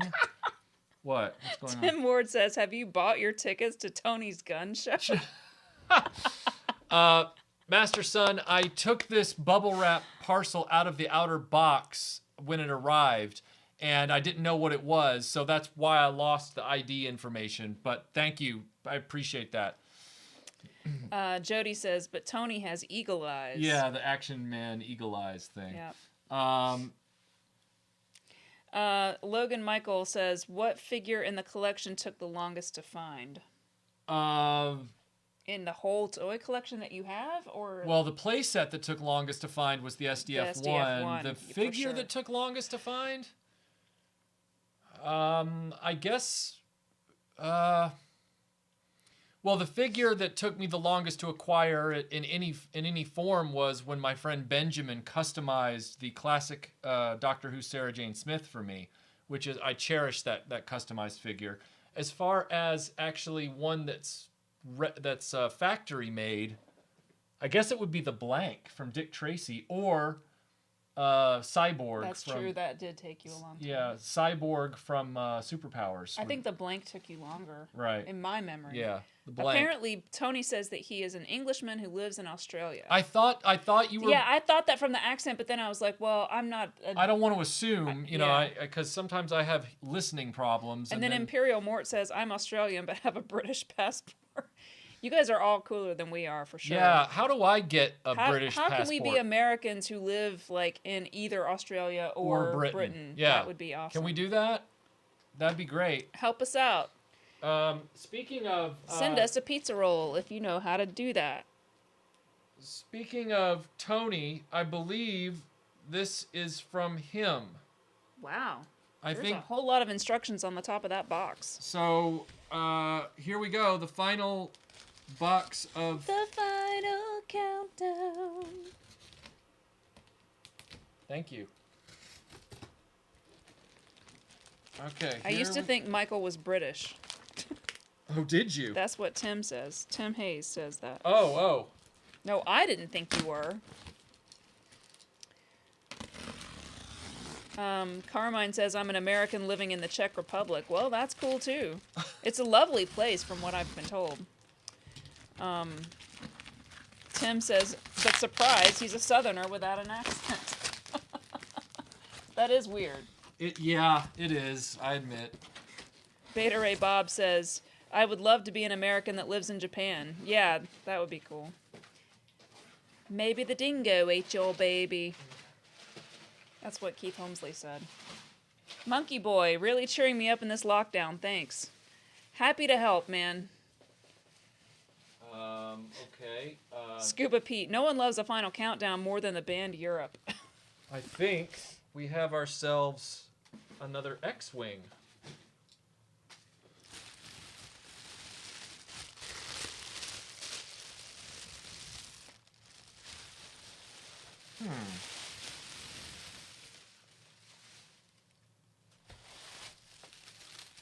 Those look like X-Wing parts.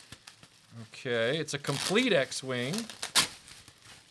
I'm a dude playing a dude dressed as another dude. All right, there are the parts. Wow, that's a very clear canopy. Good Lord. Yeah, we are almost done. As Zravko says, I'll be calling it a night, guys. Thanks for the fun time.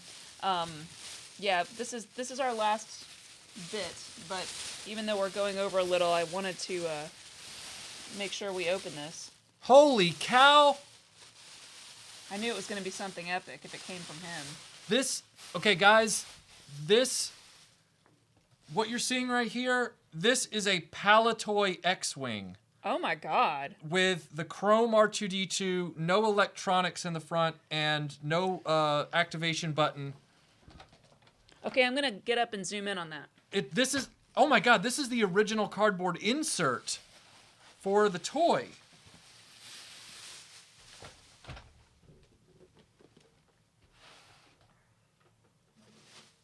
Jeez, Tony.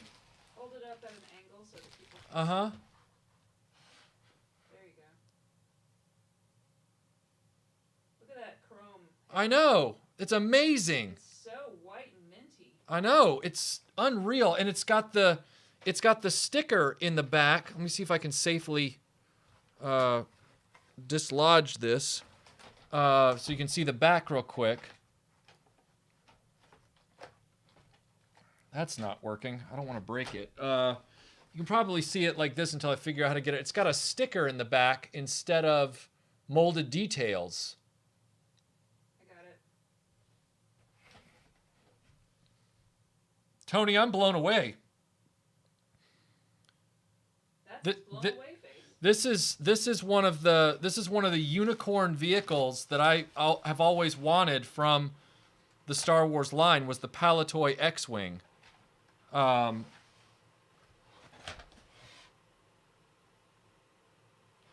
my God, I'm just trying to figure out how to safely get it out of the box. So you said the sticker on the back and the chrome Here we go. are the main differences. Yeah, because it doesn't have electronics. So you don't have details on the back like this one. And then you have the chrome R2, which is huge. Everyone's loving it. Yeah. Tony, thank you so much. Tony got here just in time. And also, Tony should know that I think I told him this morning, which would have been his yesterday evening, we did send a sort of a mystery box to you in Australia. You should be getting it the first week of May. All the mail's been delayed. I sent it express, but it's still going to take that long because of the global situation. But thank you so much for this. Yeah, that's amazing. I cannot wait to put this on display. I'm going to find a way to display this in the cases. You almost need a little mirror behind it so that you can see the I know. sticker on the back. I might figure out a way to display it with the Palatoy Death Star somehow because it's British. Yeah, that's a good point. Mm-hmm. That's Dude, really cool. Tony, thank you so much. And I'll remember not to throw this away because this is the original insert for the box. Yeah. That's awesome, man. Thank you so much. So it's been a crazy day. Well, guys, this is probably going to wrap up this particular live stream. I hope it's been you guys fun. have blown us away today with you- these super chats and just with your enthusiasm in the Yeah. chat. So thank you guys so much for tuning in And keep the suggestions coming for the next live streams. This was a suggestion, Superman. I think next time we should do MCU movies. Like Okay. lots of people suggested it, or Avengers, something in that vein. Yeah.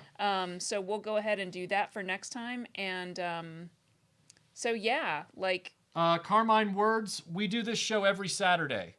We do this show every Saturday. I'm sorry if you got here late and you feel like it's going too short for you, but we've been on for about 2 hours. over 2 hours. Over 2 now. hours. So yeah, we always start at 2 p.m. Eastern time. So yeah, next time we will be starting same time, same bat time, same bat channel, and we'll be talking about the MCU. And yeah, so thank you guys all so much for everything, and I hope you have a great rest of your weekend, and we'll see you next time. Yeah, I'm gonna go turn the stream off. So Melinda, play them off. Ding, ding, ding, ding, ding, ding, ding. I wish I had a song that I could sing to you, but I can't think of anything right now. Next time.